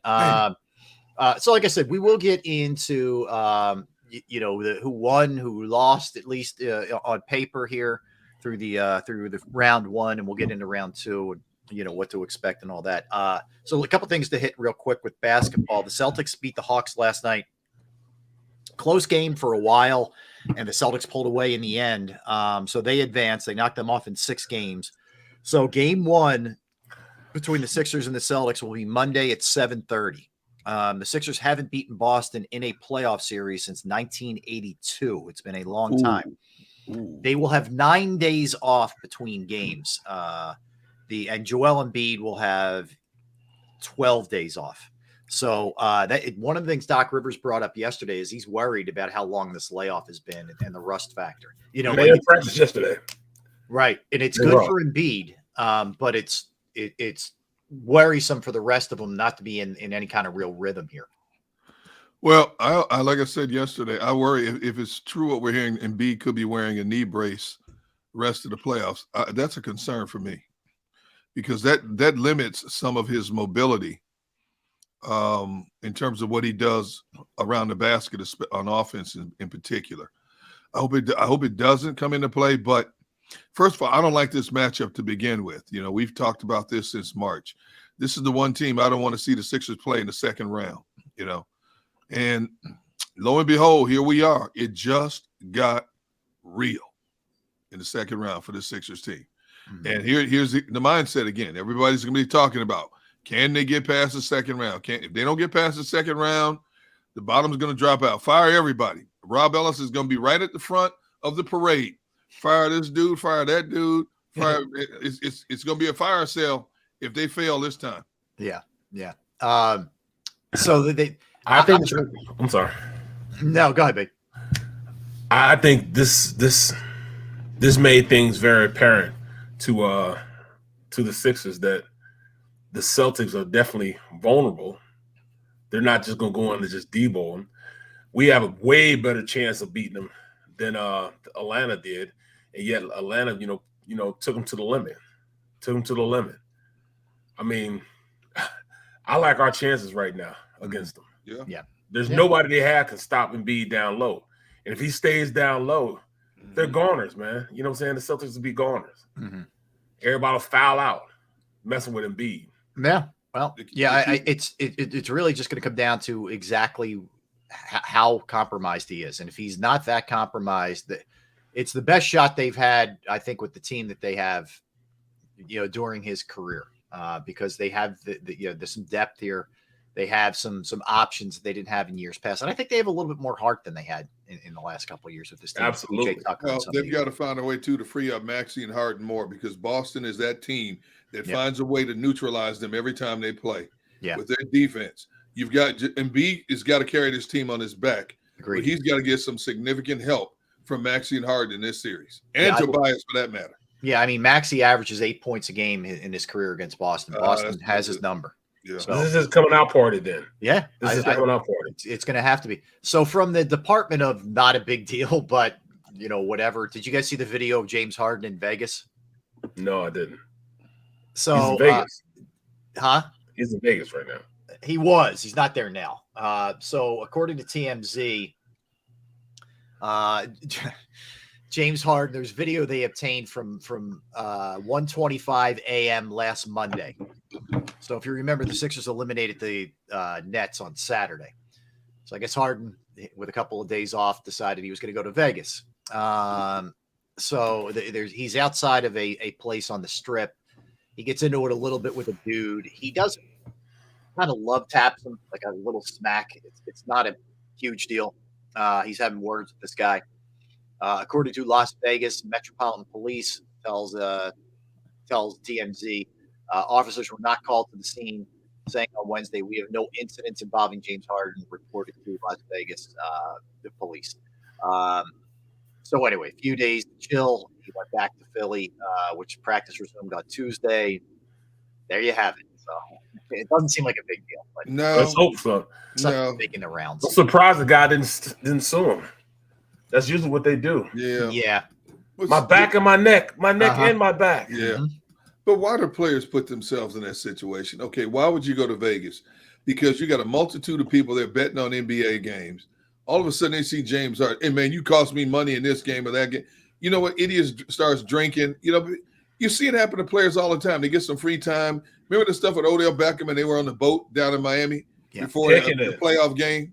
And they turned around and got their butts kicked in the playoff game, and everybody went back to that. Yeah, that's because you guys were out there partying and not practicing, that kind of stuff.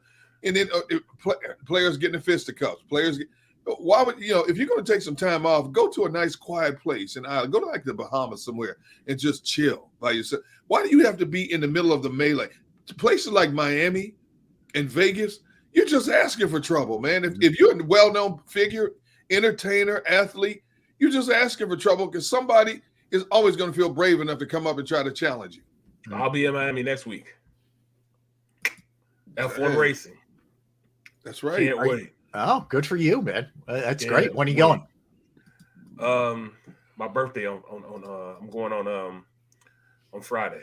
Oh, nice. All right. Happy soon to be birthday, man. I can't wait. Man. That's good. Yeah. Cinco de Mayo. That's right. Oh boy. Okay. All right. So yeah, they got that, and then tonight you got the Kings and Warriors. Again, Warriors up 3-2. You got the Grizzlies and the Lakers. Lakers up 3-2. Oh, let me give you the playoff schedule here for the Sixers and the Celtics. So, first game is Monday, 7:30 tip. That game's in Boston, and then game 2 is Wednesday, 8:00 in Boston. They come back to Philly on Friday, 7:30 start, and then they play Sunday afternoon at 3:30. That's May 7th, and then if needed, they will play Tuesday, Thursday, Sunday. That's May 9th, 11th, and 14th. So basically an every other day, every other day thing. So that's that. Beyond that, we got a couple other playoff series getting ready to get underway on Saturday. You have the Suns and the Nuggets. Sunday, we don't know, to be determined, if the Lakers and the Grizz will play, if Golden State and Sacramento will play. We do know for sure that Miami and the Knicks will play in the Eastern Conference semifinals. That'll be a 1:00 start. So that much we do know. I said if Golden State found a way to win just one game on the road, it's over. This series is over. Much as I like Sacramento because they're the new kids on the block, that series I don't think is going back to Sacramento for a game 7. I really don't. Yeah. Golden State had to find a way to win just one game on the road, and they did it. And now Sacramento, you had a great season, but I think it's over. Mm-hmm. I do. I just I agree believe with it's you. over. I think that loss the other night was gigantic at Sacramento. And considering especially how bad Golden State had been on the road, makes it all that more, impressive that they were able to get a win there. All right. So some Phillies real quick, and then we'll get back to something we were talking about a little bit earlier with Will Levis. So the Phillies beat the Mariners yesterday 1-0. They took the series. They took 2 out of 3 in the series. They're for the first time all year, guys, since they were 0-0. They're 13-13. They're 500. Yep. And by the way, Taijuan Walker is thought to be okay. He left the game on Wednesday with some arm tightness, so it looks like he's going to be okay. They've won 3 straight series. Matt Strahm continues to pitch well. He went 5 in the third, 2 hits, no runs allowed, 5 strikeouts, no walks, only 60 pitches.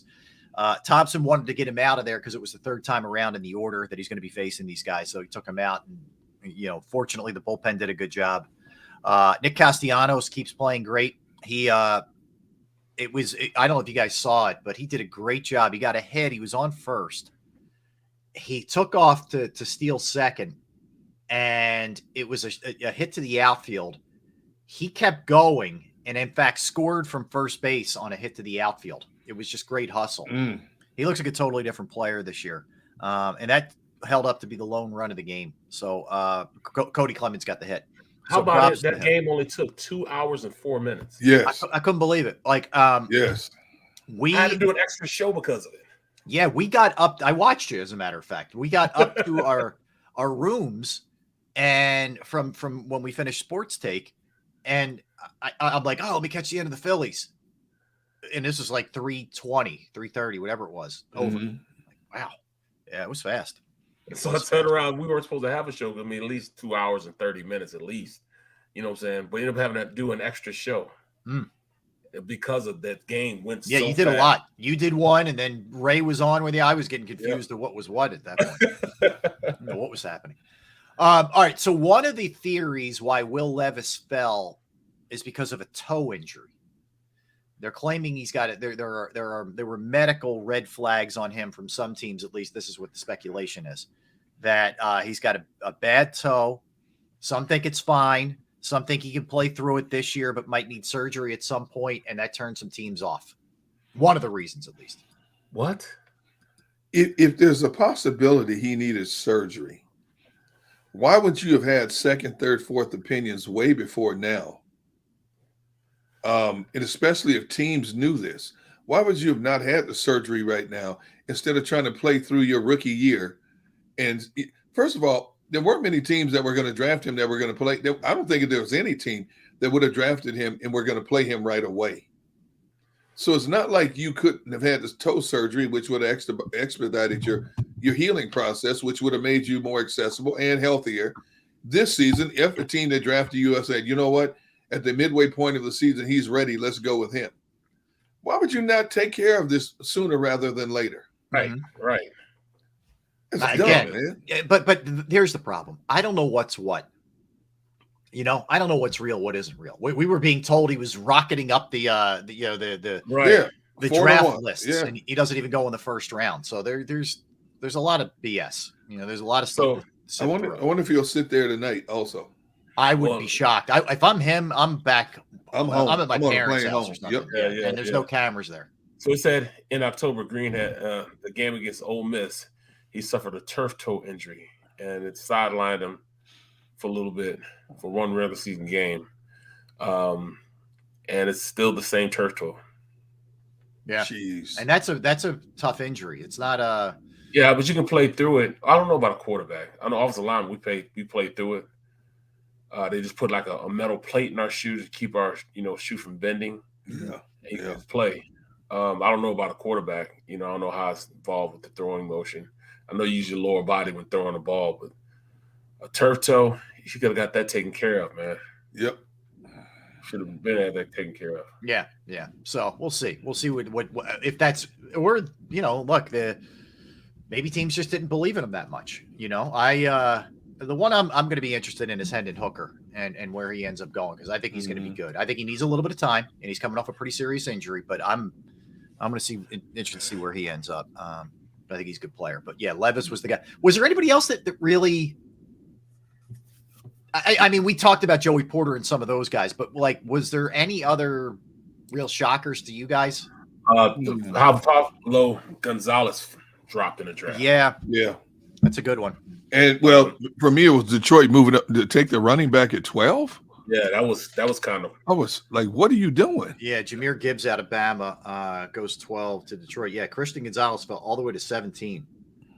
That's crazy. That's really hard to believe. I mean, you had Emmanuel Forbes went right before him at 16, and then Witherspoon went 5th to the Seahawks. You had two guys go ahead of him, where most mocks had him projected as first. Yep. And then Seth pointed this out. It was just weird patterns in this thing. You had 4 straight receivers. Yep. You had Smith and Jigba goes to Seattle. Johnson goes to the Chargers, the kid out of TCU. That's a good pickup for him, too. Yeah. That's an A1 pickup for them, because they needed a receiver in the worst way. Yeah. Williams went out. Keenan Allen. Those guys are older. They're a little banged up. Yeah. He really played. Keenan Allen is only 30 years old. I'm like, how is he only 30 years old? I don't know. Yeah, I don't know. It is weird. Zay Flowers was a nice move by the Ravens. Really nice move by him. Yeah, 23. And then Jordan Addison out of USC goes to the Vikings at 24. Vikings looking to fill that void from Thielen. So yeah, I mean there was a real run on receivers there.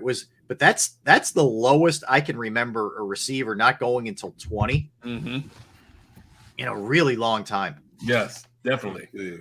I was surprised also that Lucas Van Ness dropped to 13.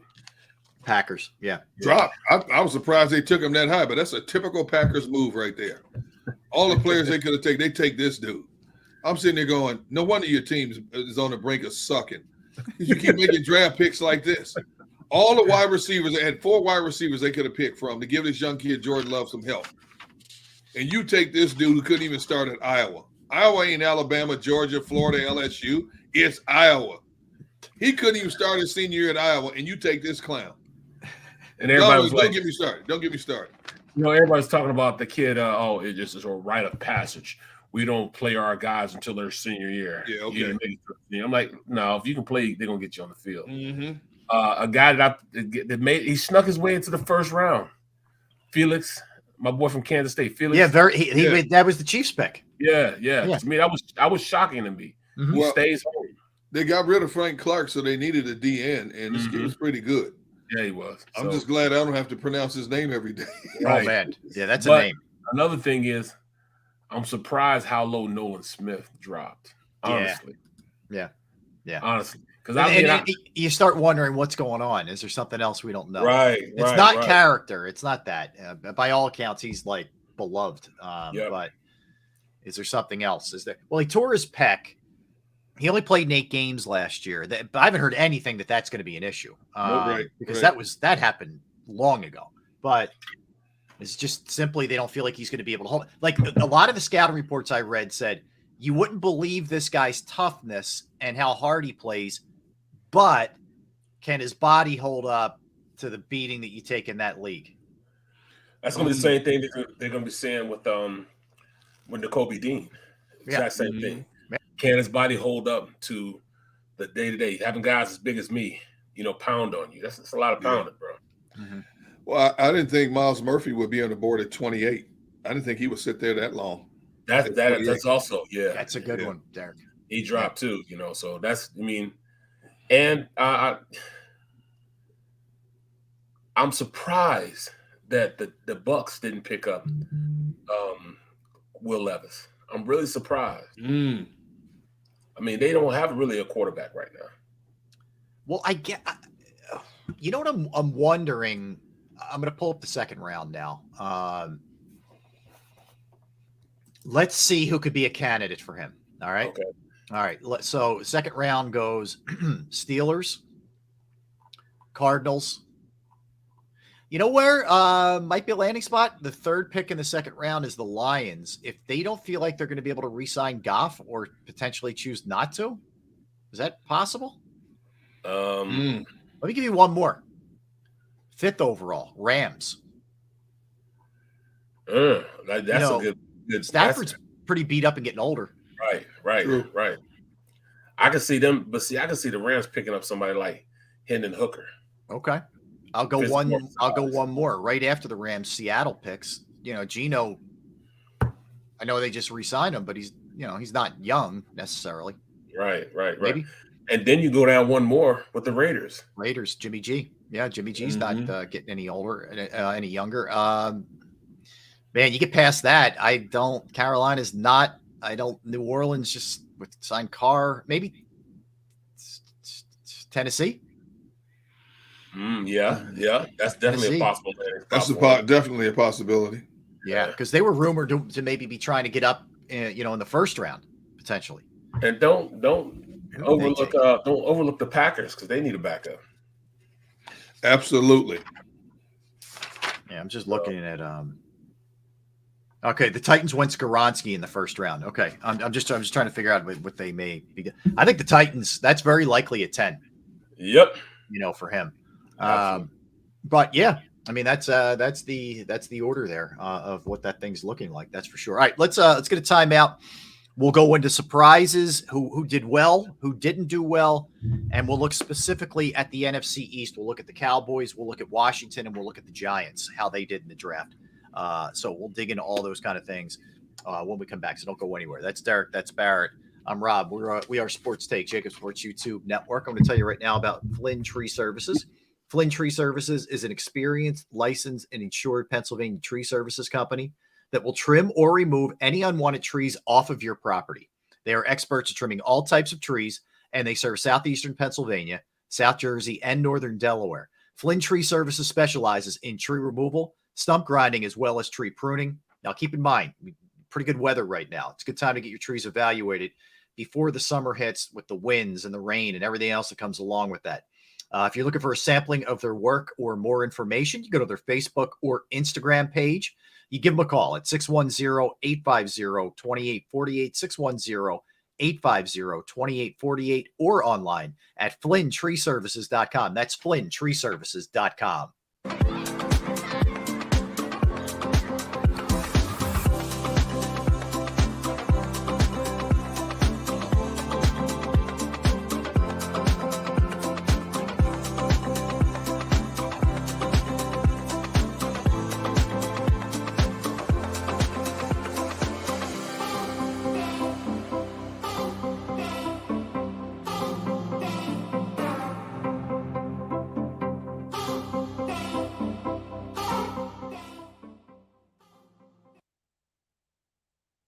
Heading down the shore. Have a ball once more. Here, imaginations run wild and time stands still. Because here, you can find the best of the Jersey Shore, all on one 5-mile island. So leave the old you behind and get lost in the woods. Wild, wild, wild wood days.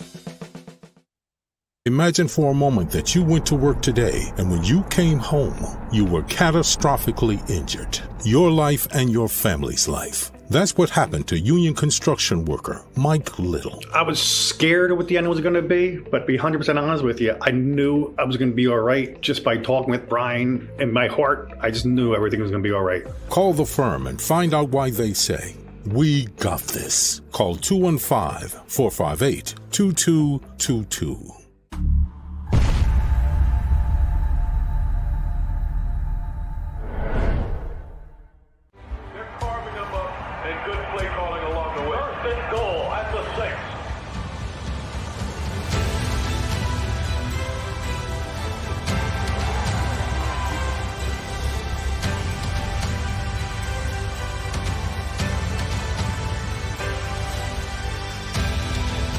Field of life, First Trust Bank is there for you. Champions on 3. 1, 2, 3. Because Philadelphia dreams deserve a Philadelphia bank. Go to get your game on. Go for the beers. Go for the cheers. Go for the hit and the hits. Go for the stakes and the stakes. Go to get your parlay on. Go to get your party on. Go for the scene. Go for the screens.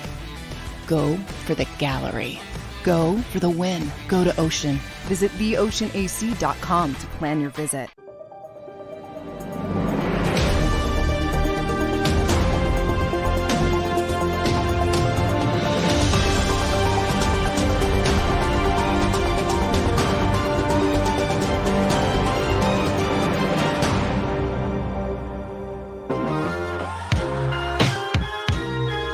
Yes, we are back. Hanging out with you on this day. We are Sports Take, JAKIB Sports YouTube Network. Appreciate you guys hanging with us as we roll into hour number 3. Let's hit that like button if we could, friends. We do appreciate it. All right, so let's Barrett, I'll kick it with you on this one. Excluding the Eagles here, I think we're all thrilled with what their haul was, what their takeaway was for the first night. But who stood out to you? Positive way. We'll start positives, then we'll look at some teams that we didn't quite understand the direction that they ended up going. Whose draft did you like, Barrett, overall? Of course, I like the Titans. I think the Titans did an extraordinary job putting their head coach in a great position. He got 2 of the best players in the draft. Texans. Yeah, Texans. Yeah. He got 2 of the best players in the draft. C.J. Stroud. He's going to tie his wagon to C.J. Stroud. And He's going to tie his defense of wagon to Will Anderson Jr. So I thought they made the biggest mark. Like right now, it's the Titans, the Texans and the Eagles are at the same level as far as, really, really helping themselves on the I didn't think that at this point the Lions really put themselves in a position. They just brought in Montgomery. They already have Swift. Why would you bring in and draft him that early, a running back? I mean, yes, he's one of the gifted ones. You can put him almost at receiver. But really, I mean, drafting him number 12, I didn't understand that. I thought the Steelers did all right with getting Broderick Jones. They need to shore up their offensive line. And I think that Minnesota did themselves pretty good also, going out and get Addison. That's a good pick for them. Yep. Be somebody opposite their great wide receiver now. I think that's a great addition for them. All right. Derek, how about you? Who'd you like?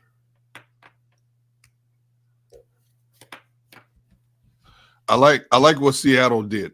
As they continue to rebuild their defense, they go out and get Devin Witherspoon, and then they turn around and they draft the wide receiver out of Ohio State. Yeah, Smith and Jigba. As you look at the pass catching that Seattle already has, and they add this dude to the mix also. I mean, Geno Smith led the entire league in completion percentage, near 70% of his passes. And now you add him to the equation as well. They got a nice running game, got a nice offensive line. They shored up one of the corner spots. One thing about Seattle back in the day when they were the Legion of Boom, they put a lot of emphasis on the back end of that secondary. They brought Bobby Wagner back in free agency. He is the heart and soul of that defense. Now they're starting to build. They spent money in the offseason to bring in some players. Now they drafted a fresh young talent on that corner. And I do like Minnesota. Minnesota was also at the top of my list. They lose Adam Thielen. They go out and get the kid from USC to complement Justin Jefferson. Addison. Yeah. So both of those teams. Houston's an obvious one, so I didn't want to go Houston, but Houston was a slam dunk last night in terms of what they did. But those two other teams I thought were up there in terms of how they control their destination in the first round last night. I like what the Chargers did also.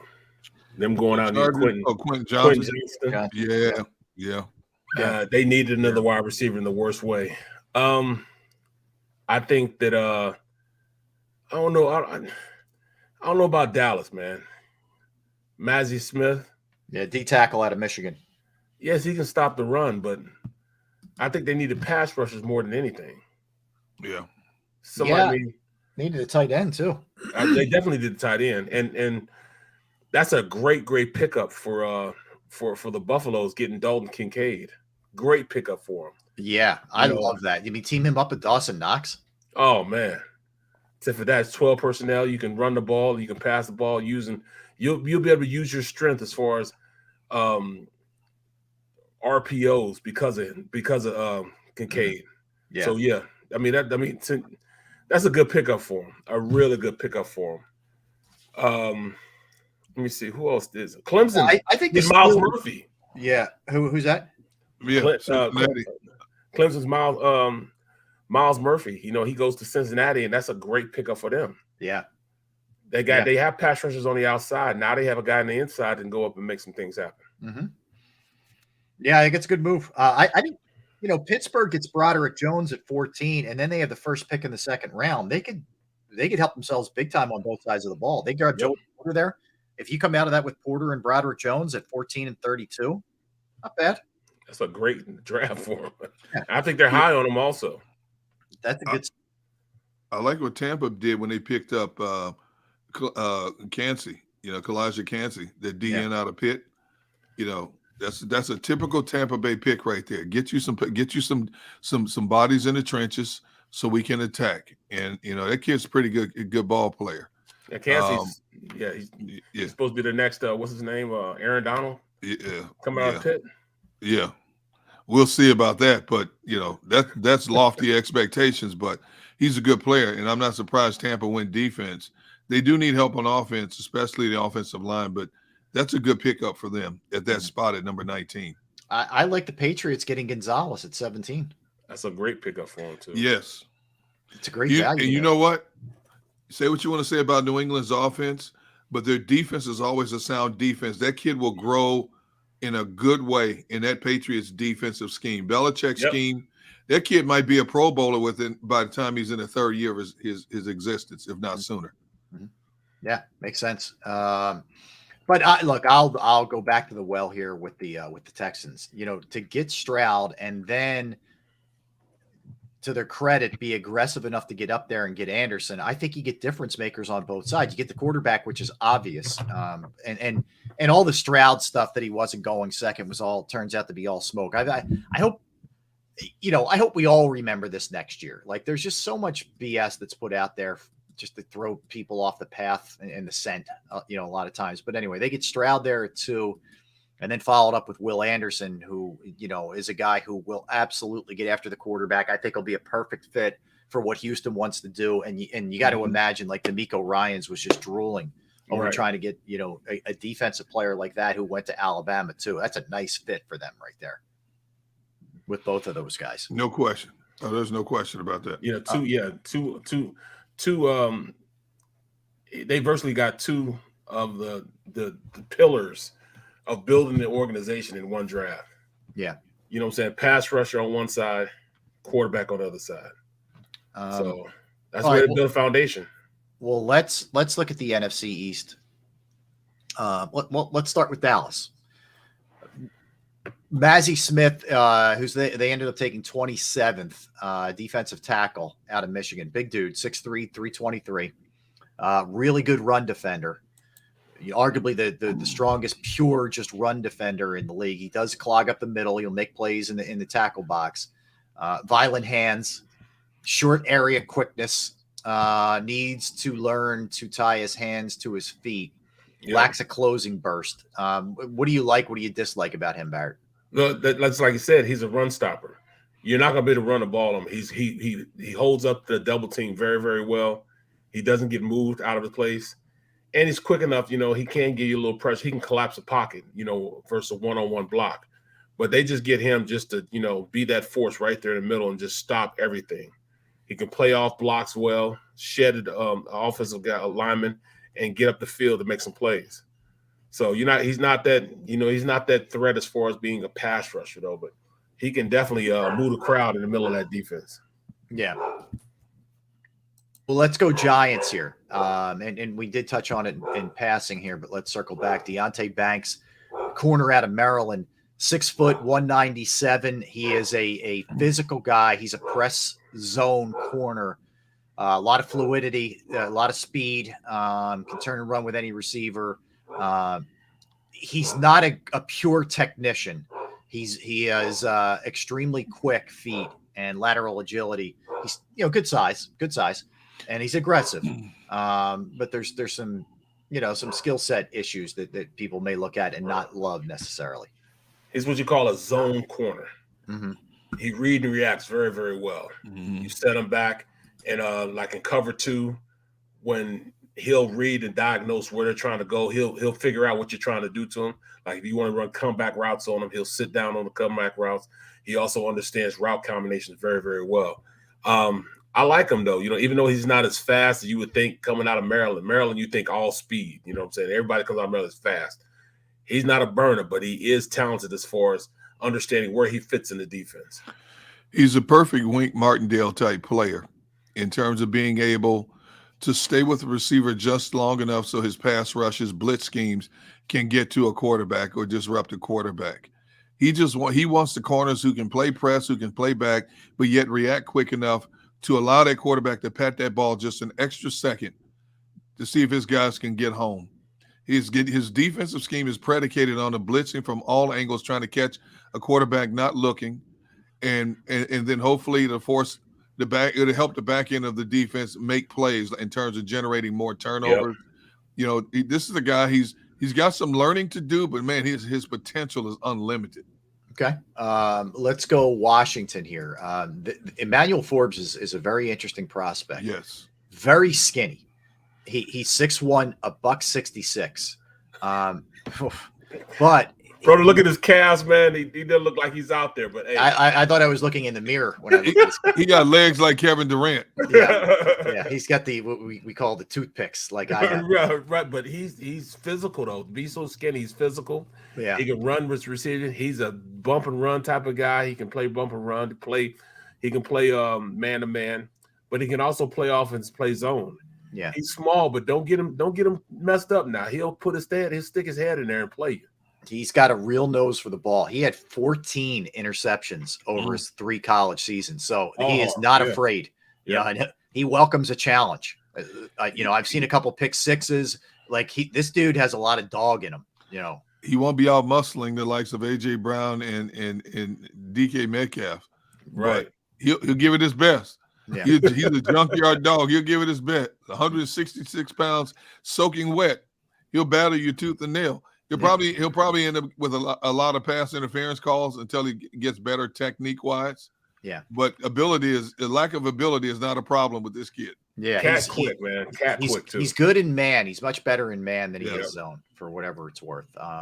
He allowed 32% completion rate in man coverage versus 50 in zone. So the only problem with that is the Commanders play a lot of zone coverage. So, we'll see how he transitions. That part's going to be interesting. I don't know. I don't know how that's going to work out. But they didn't take the ball away. They were in the bottom 5 last year. Washington was in terms of interceptions. So that's an area they got to get better at. They definitely got to get better at that. But I mean, Forbes a good pickup for him. He was like my top 4, one of the top 4 cornerbacks in that draft. As far as his ability to be a cover guy. He is definitely a cover guy. He's not going to support in the run. I mean, he doesn't have enough ass to go up there and support runs. He'll try. He'll stick his head in there. You know what I'm saying? But he might get messed up a little bit. Yeah, he might have to understand that there's some business decisions that have to be made at the next level. Right. You probably didn't make in college, but that'll be for sure. The one we didn't get into really. Well, we touched on it a little bit, but this is away from the NFC East. But Dalton Kincaid falling as far as he fell to Buffalo. I don't understand either one of the tight ends. I don't get it. I don't know how Michael Mayer falls to the second round. I don't either. I really don't. I like someone's getting a flat out steal. Like Mayer's a plug-in right now guy. He's great athlete, great size, like 6'5", isn't he? 250. Yes. Great hands. Great hands like a receiver. Runs great routes, catches most 50-50 balls. He's 6'5", 250. Right. I don't get it. And he's a great route runner. And he can run like a deer. He runs like a receiver. They lined him up in a slot a lot of the times and had him run like he was a wide receiver. And he had no problem with doing his transitions in and out of breaks. Is great. He is a really, really good tight end.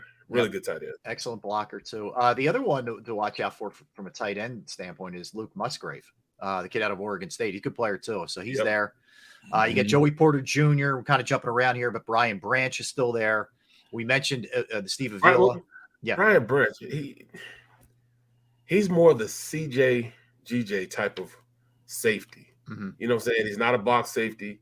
He's not a single high safety. He's like that hybrid guy that you use when you put your corners and safeties in a lot of man-to-man. You don't have a problem with putting him one-on-one against a slot receiver. He can play the slot position, but he can also play the safety position.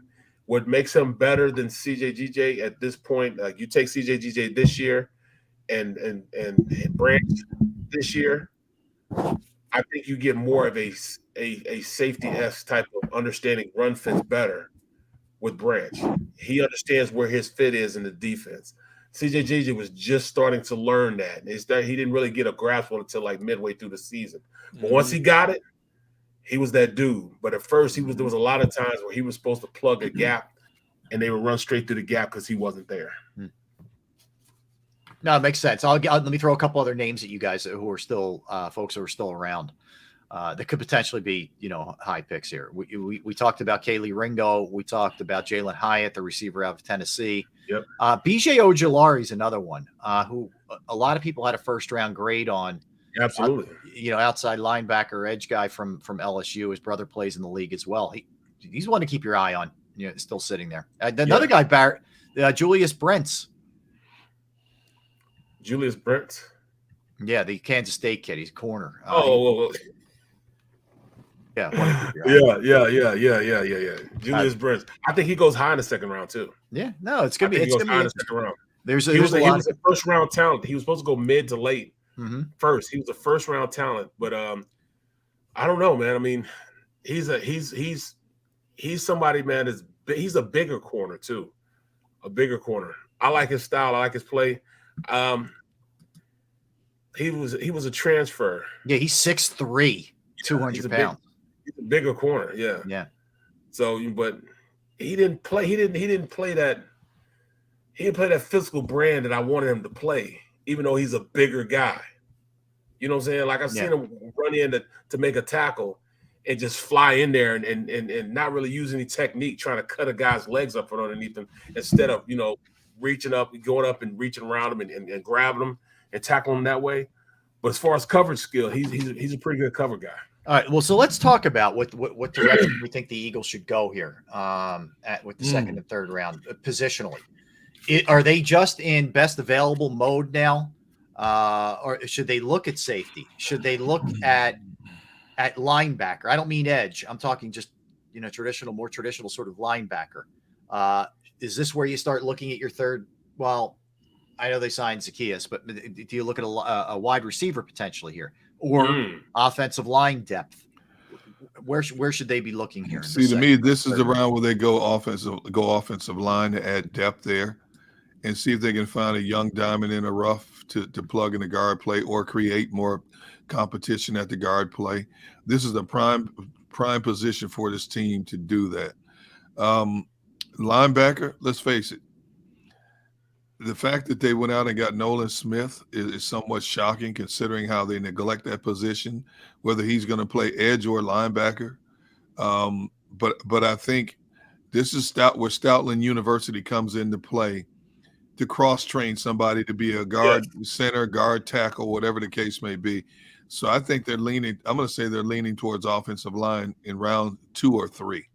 Well, hey, Rob, perfect guy. Guy you talked about who you like from Florida, Osiris Torrance. Yep. He would be great at that position. Or you and D Gunn were talking about him. Yeah, I mentioned him a little while ago. That's the kid. He's a natural guard, and he's a road grader too, man. He don't give up much ground. Great size, speed, quickness. He's a mauler too. So he's a good guy you could look in there.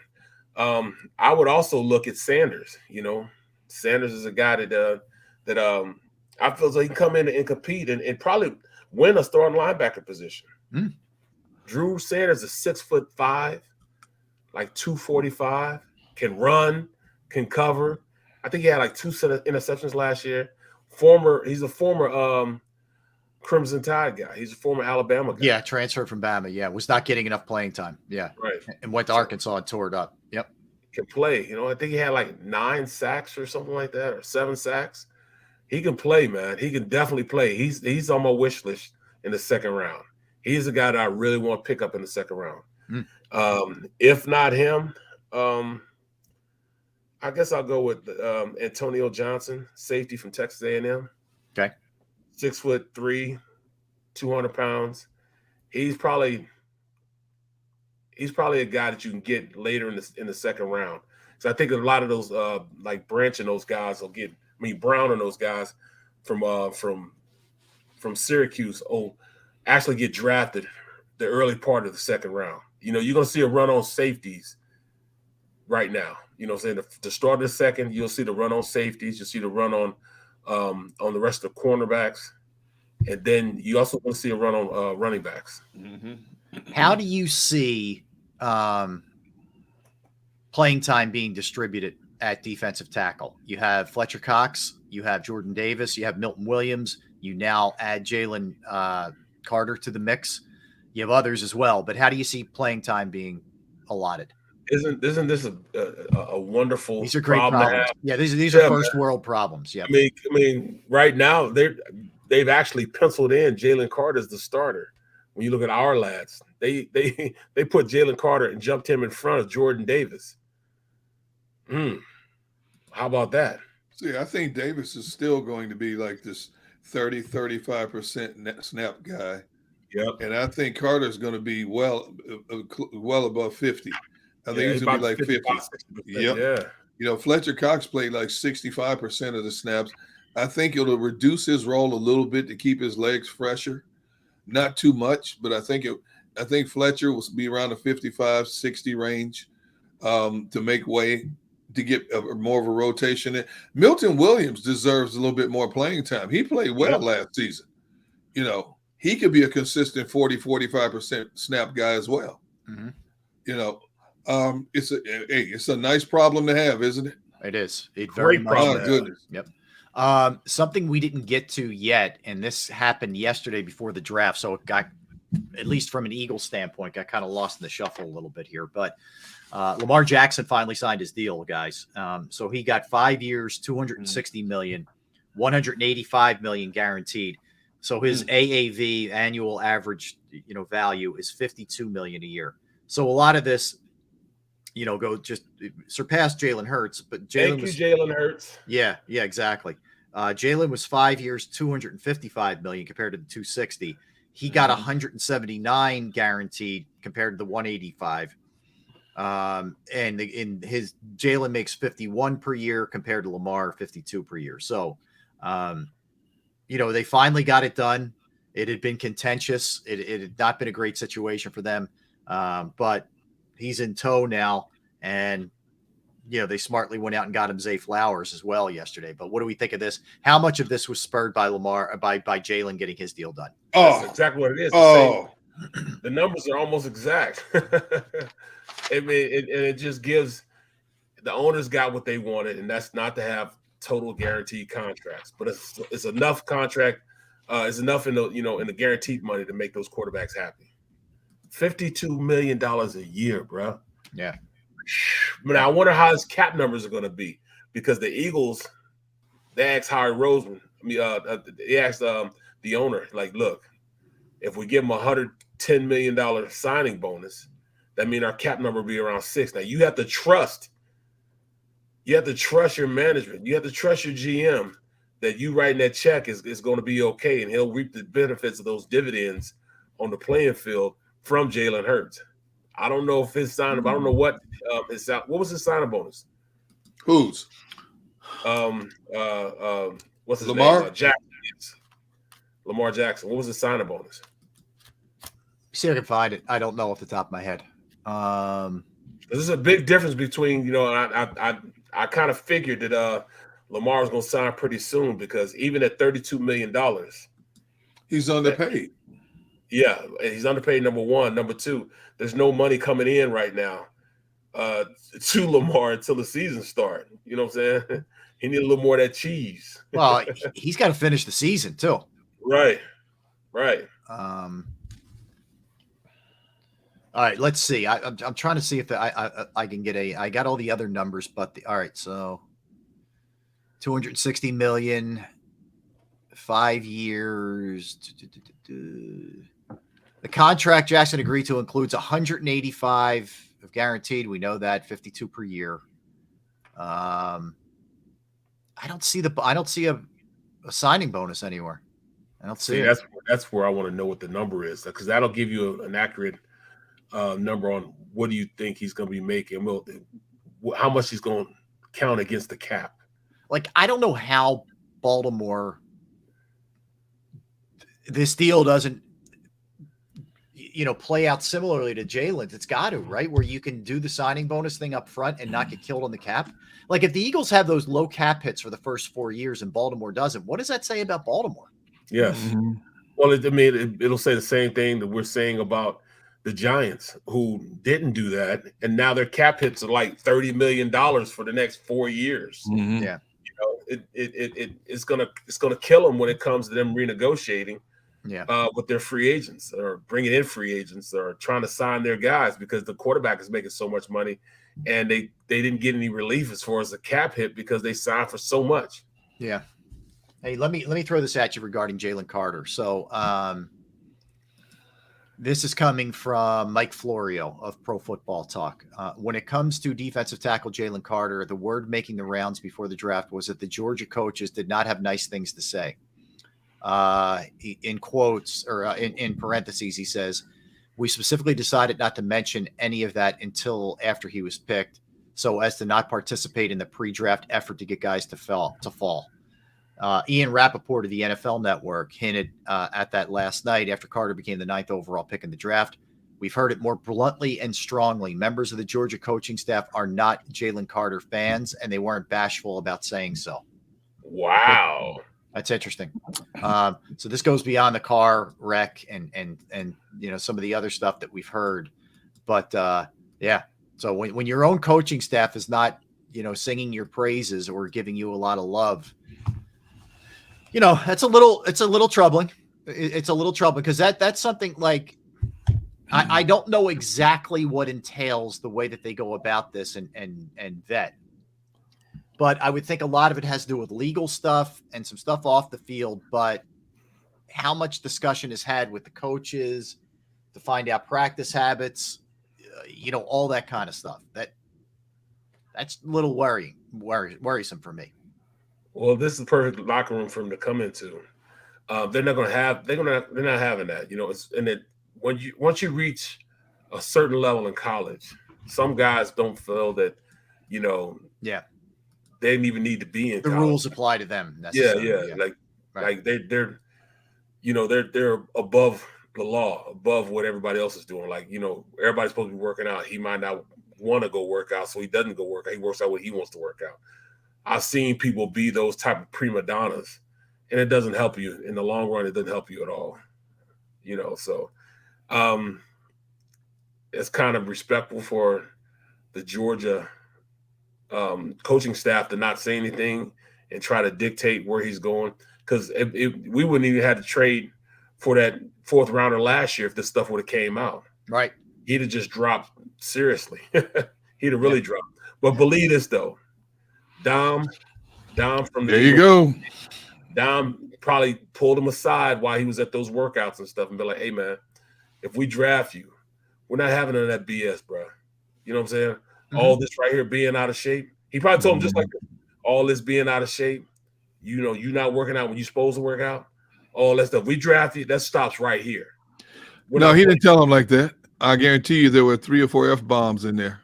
Right. I guarantee you I will put my home up as collateral. I guarantee you there were 3 or 4 F-bombs in there. And he probably put it just like that too. I mean, he's gonna keep it real, man. And Dom holds a lot of water in that Eagles organization. They really trust Dom to be the guy to make sure that they're bringing in somebody that represent the Eagles in the right way. And he takes the job very serious. Yeah, no, very serious. All right, let's get a timeout. We'll come back. We'll kind of revisit everything that we've discussed today thus far regarding the Eagles draft and what they did at number 10 and number 30, what they could potentially do tonight as well. They have 2 picks as of right now. We'll see if there's any kind of movement, but that's kind of where things are right now. We'll do some birthdays. We'll do some movies. Got all kinds of stuff in store for you, so don't go anywhere. We do appreciate it. That's Derek. That's Barrett. I'm Rob. We are Sports Take, JAKIB Sports YouTube Network. I'm going to tell you right now about Razor Technology, because the future of work is not remote or in person. It's a hybrid model. In facing this new reality, businesses must reimagine their workplaces to align with preferences and needs of modern employees. Razor Technology helps businesses create a workplace that gives their teams flexibility in choosing how and where they put in their hours. Online platforms for communication and collaboration, combined with secure, adaptable mobile devices that are enabling hybrid meeting experiences that are nearly on par with in-person events, so everyone can feel they're part of the conversation. Employees with strong social connections with their team report better well-being, higher productivity, and stronger retention rates. Razor Technology helps growing organizations adapt to hybrid environments with industry-leading digital tools and insightful guidance that promotes efficiency and workplace satisfaction.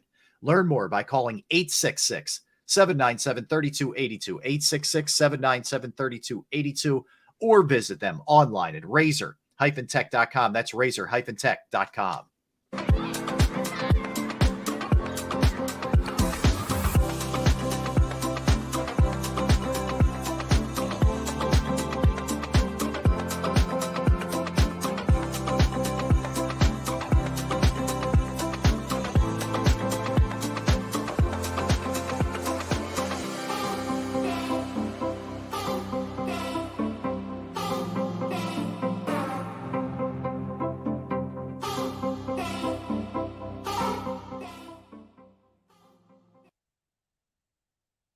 Heading down the shore. Have a ball once more. Here, imaginations run wild and time stands still. Because here, you can find the best of the Jersey Shore, all on one 5-mile island. So leave the old you behind and get lost in the woods. Wild, wild, wild would change.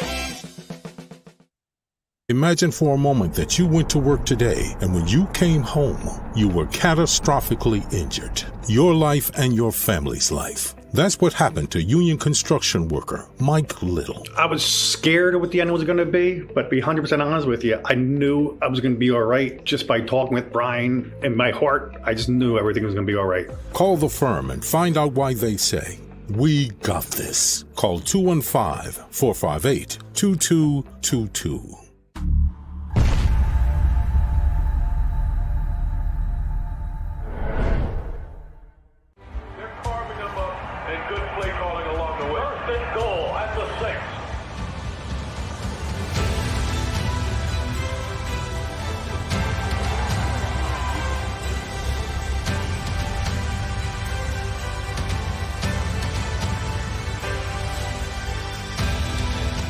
Field of life, First Trust Bank is there for you. Champions on 3. 1, 2, 3. Because Philadelphia dreams deserve a Philadelphia bank. Go to get your game on. Go for the beers. Go for the cheers. Go for the hit and the hits. Go for the stakes and the stakes. Go to get your parlay on. Go to get your party on. Go for the scene. Go for the screens. Go for the gallery. Go for the win. Go to Ocean. Visit theoceanac.com to plan your visit.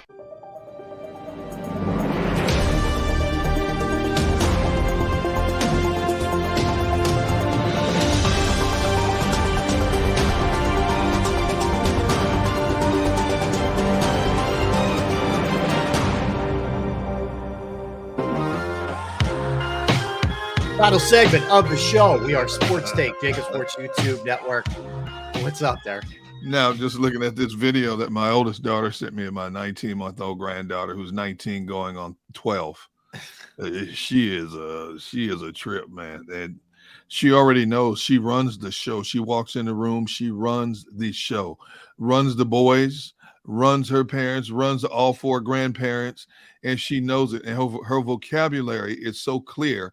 It's ridiculous how clear her vocabulary is for 19 months old and what she retains when she hears it. And we just sit there, we just laugh at everything she does. And she would tell you when she's going to do something and when she's not going to do it. And even if you punish her, you're on timeout, she sits there and looks at you like this. You're in trouble. Oh, I know. Oh, I know. And she has me and my son-in-law Josh's dad around, not just her pinky, but her entire hand. And she knows it. Yeah. I love it. Hey, did you see the video last night of when Lucas Van Ness got drafted? Don't mention that name to me. No. Did you see, like, it was, I don't know, it was a relative or his buddy who kind of like jumped on him and they were like, somebody like grabbed him from behind and threw him off Lucas Van Ness. Yeah. Yes. It was like, dude, could you ruin somebody's moment more? Is that possible? You knucklehead. He looked like he may have had a few. It was pretty funny. It was kind of stuff you got to look at it. It's kind of stuff like you do with your buddies. You know what I mean? But it was like, this stuff's on national TV forever. Like, if he turns out to be a great player or a bust or whatever, it's one of those moments that just kind of lives in infamy now. Infamy, yeah. He was, there to jump on. But it was, I found it pretty funny. I mean, obviously the lasting image that we're going to have from last night is, unfortunately, Will Levis, sitting there waiting. But it was, the Van Ness thing was pretty funny for me, at least. Well, they said they weren't going to do that this year. You said they showed him like 30 times. ESPN cut away to him 37 times. Yeah. That's crazy. That's man. tough. That's tough, man. Like, and I know we've seen it before. Remember Aaron Rodgers and we've seen other guys like just sort of dying there in the room. That's a bit excessive, man. Like, at some point you have a little mercy, don't you, on the guy? I don't know. Well, that's ruthless when you keep going back, and you refuse to let up on him. I don't know. I think it's pretty tough. It's pretty tough. So where we are, the Eagles at number 9, they actually moved up one spot. Take Jalen Carter at number 30. They end up taking Nolan Smith, both guys from the Georgia Bulldogs. And that makes 4 now in the last 2 years. So they took Jordan Davis with the first round pick last year, Nakobe Dean in the 3rd round last year. This year, in the 2 first rounders, all Georgia Bulldogs. Can you remember, I guess maybe some of those Miami teams and maybe Alabama present day, but having such a heavy influence from one program on one side of the ball? No, I haven't. In fact, it's kind of crazy that how many Georgia guys got drafted yesterday? Just 2, right? Just 2, yeah. Just 2. And you know how many people from how many Iowa guys got drafted? 2. Yeah.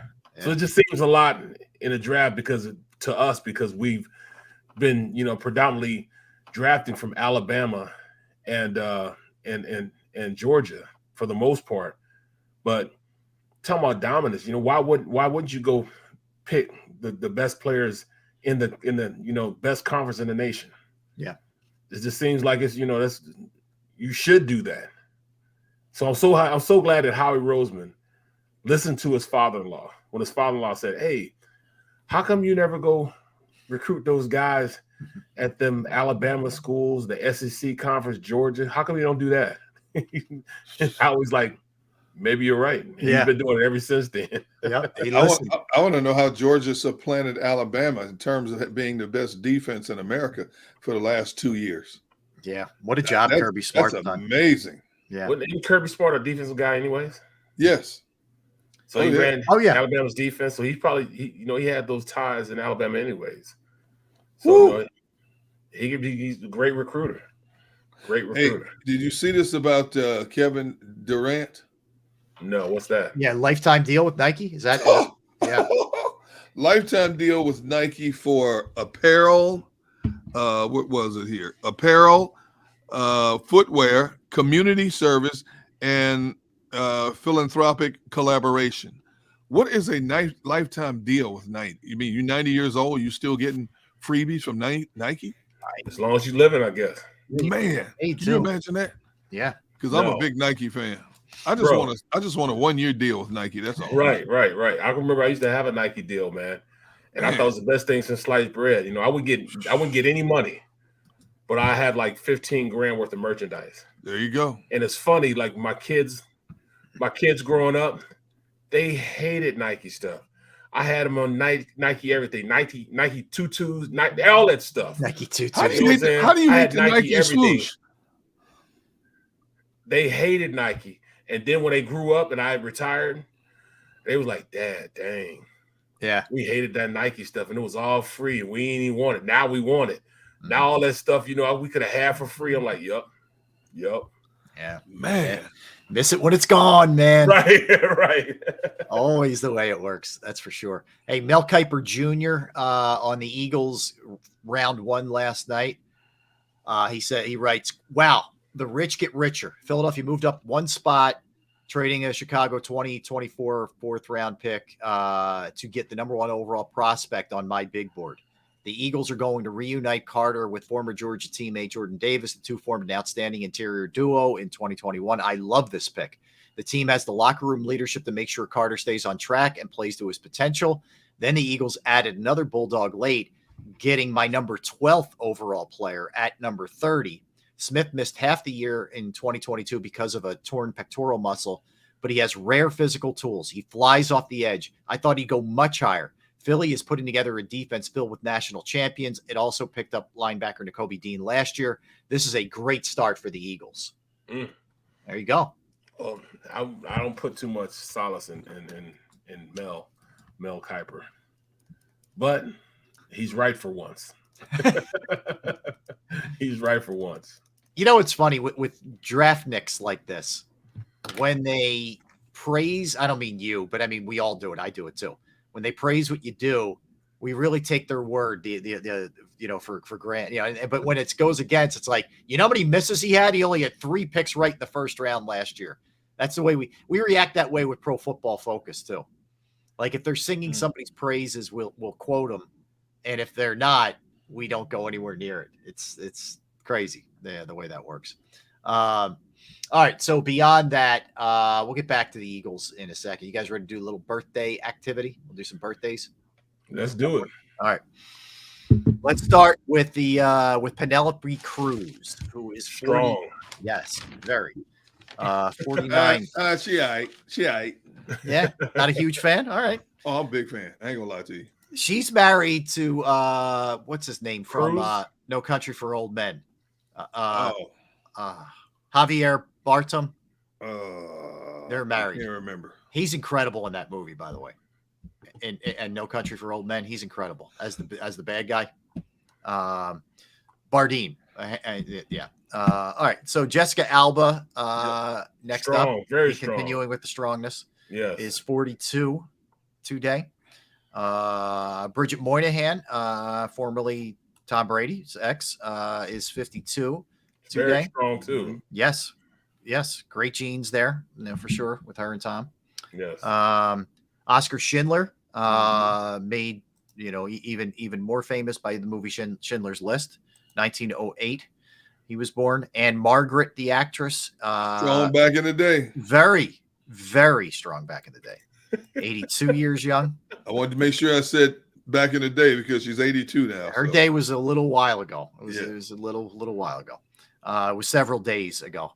Harper Lee, the great author, was born on this day, 1926. James Monroe. She won a Pulitzer for her book To Kill a Mockingbird, which was a movie. Yeah. She only wrote 2 novels in her entire life, and one of them wins a Pulitzer. Yeah. To Kill a Mockingbird among them. She was brilliant. She was absolutely brilliant. James Monroe, who was our 5th U.S. president, was born on this day in 1758. Jay Leno, the Tonight Show fame, comedian, 73 years old today. Harry Shum Jr. Is 41 today. He is an actor. Jorge Garcia, who was in the show Lost, is 50 today. I love that show. I thought it was a great show. Yeah, it was. Barrett, right up your alley for this one. 1916. Ferruccio Lamborghini was born. Yes. Okay. I saw that. I had to work it in, man. Prancing Bull. That's right. That is right. So Mary McDonald, the actress, is 71 today. Elizabeth Rahm, who was in Law and Order and a bunch of other stuff, is 50 today. Bruno Kirby, the actor, passed away a few years back, was born on this day in 1949. Barry Larkin, former Red shortstop, is 59 today. Denzel Ward is 26 today. And Denzel Ward. Yeah. Saddam Hussein was born on this day. I deliberately left him off my list. Yeah. Well, let's just say, thank God he's gone, and hope you're rotting in hell, you bastard. Anyway. There you go. Okay. All right. Anyway, on that note, who else? What else do we have? DeMarcus Lawrence. Yep. 30 today. I might. He's only 31 today. 31. He's 31. Yeah. Blake Bortles is 31. Yep. Who else would say? Kenyon Barner. Yep. 34 today. Can't believe he's 34 already. Still looks like a kid. But he was playing back in the day. Oh, I know. Yeah, so he was Chip Kelly's guy. That's how far back he was. Chip Kelly's guy. So that's all I got today. How about you, Gunnar? Oh, I got a laundry list. All right. You got Lionel Barrymore from the famous Barrymore acting family, Drew Barrymore's family and all that stuff. Was born on this day in 1878. Midge Sinclair, a great actress. She was born on this day in 1938. John Daly, the former golfer, is 57. Yep. Jonathan Gilbert from Little House on the Prairie is 56. Marcia Strassman, who played in Welcome Back, Kotter, Honey, I Shrunk the Kids. She was born on this day in 1948. She was the wife in Kotter. Sig Hansen, who's from The Deadliest Catch, one of the captains from Deadliest Catch, is 57. Nicholas Lidstrom, former NHL player, is 53 today. Let's see who else we got here. Spencer Hawes, former NBA player. Well, I think he's still in the NBA. He's 35. No, he's gone. Is he gone? Yeah, he's gone. Okay, and Grady Jarrett, NFL player, is 30. That's You guys got Bud Carson? No, I did not have Bud Carson. Defensive coach. Yeah. Well, he was the head coach of the. No, that was Browns. Bud Grant. That was Bud Grant. I think Bud got a coaching gig, didn't he, with the Browns at one point? Yeah. But he was a really good coordinator for the Eagles as well. Also, Jackson Galaxy. He's on that show, the Cat Guy, or Cat from Hell or whatever it's called. Is that really his name? Jackson Galaxy. Wow. Yes, his name's Jackson Galaxy. He's 57. Then great name. The twins, the Scott twins, Drew and Jonathan Scott. Oh yeah. 45. They do all the home improvement stuff. GTV. Oh yeah. So they're 45 today. I love that show. I love that. They're good. Those two are good. Yep. I look at all that stuff and think that I can do it. Well, you can. I look at it and think I can do it, and I can't. I can do a third of it. I do it, but it don't never come out like they do it, though. Yeah, they have a little help. They're not doing all that by themselves. Yeah, really. Right. Now I'm feeling like I'm like, damn. The one's handier than the other. I don't know which. Yes. One's just they hire contractors. Yeah, that's what it is. All right, birthdays, Bridesmaids. Very funny movie. Yes, very good. Yes. Great movie. Underrated Robin Williams movie, RV. It's cute, kind of kids sort of movie, but it's good. 2006. If you've never seen it. Also 2006. Akiba and the Bee. If you guys have never seen that one. It's pretty good. It's not bad. It's spelling. That's a great movie. Yeah, it's. I never see that one. Very good movie here. United 93 in 2006. Yep. Casino Royale. From what was that? 67. 67. Yep. Yeah, that's all I got. Movies. You guys have any? I missed out on one more guy. Oh, okay. Birthday. D-Gun. Too Short. Oh, I love Too Short. Yes. Too Short's birthday. Too Short is 57. Is he 57? Too Short. Yes. My favorite Too Short song is The Ghetto. Yep. Yeah. Great song. You like great that? song. You like that? Dum, dum, dum, dum. Yeah. You like that slow beat? That's what you like. The Ghetto. Oh yeah. Even though they put us down and call us animals. Yeah, I love that. All right. One more movie. Okay. Which I think is funny. You guys should if you get a chance, watch it from 2017. How to Be a Latin Lover. That movie is funny. I've never seen that. Yeah, I don't remember you gotta see that. You got to see that one. That was funny. The Commanders tweeted this out. I've heard this kind of thing before. Barrett, you might have lived this actually, but the Washington sent a copy of their playbook to every player they were interested in and taped a $100 bill to the last page. What? Most didn't even see it, but Emmanuel Forbes was the only person to mail the $100 bill back, put it in a card, and wrote, "Save this for when I win you the Super Bowl." Damn. Okay, Emmanuel Forbes. Wow. Yeah. That's yes. I mean, look, I don't want the Washington Commanders to do well, but that's pretty cool, man. That's being that dude. That's what that is. Yeah. Oh, did you see Bengals running back Giovanni Bernard just announced his retirement? Wow. Yeah. He was last in Tampa, right? After 10 years. Yeah, after 10 years, he just announced his retirement about 15 minutes ago. He hadn't played in like 2 years. Yeah, he was a good little running back. Yeah, back in the day, yeah. Oh, he had a good career. I remember him on Hard Knocks. They featured him a lot. But yeah, I mean, look, you hang around for 10 years as a running back in that league, you're doing something right. Especially a small guy. Yeah, that's pretty good. Not the biggest dude in the world, that's for sure. All right, so let's look at it again. I'm not asking you to give me names or anything. Let's take a guess. What position did the Eagles go first tonight in the second round? Give me a position. I'm going O-line. I'm going O-line. This is my order: O-line, safety, then linebacker. Wow, we're thinking the same thing. O-line, safety, linebacker. I second that motion. O-line, I said a little while ago, this is a prime spot for this team to start looking at O-linemen for depth. Yep. Because they do need O-line help. And there may be a guy on the board that they might play sooner rather than later for them at their guard spot. So I'm going to say that Jeff Stalin is bending ears and behind closed doors saying, get me another big body in here. He gets what he wants too. Yeah. I would love to see them. I don't think he's going to last, but somebody like Branch or somebody like that. I think it's going to be offensive line. Yeah, they'll have to trade up to get a guy like Branch. They have to trade up to get a guy like Drew Sanders. Yeah, I think they realize how, let's face it, lucky they got last year to be as healthy as they were. And I don't think they love their depth at the offensive line. And I got to imagine if there's any position coach that has a lot of say, it's got to be Stoutland. I think Stoutland's probably in some ears like, I need a little bit of help here. I need to get a little bit deeper. Absolutely. So I would say O-line and some of the names that are still available, and guys who could be there when they pick, maybe. This is who's still left: Jones out of Ohio State, Bergeron out of Syracuse, Avila out of TCU, just to name a couple, and the Osiris is there as well.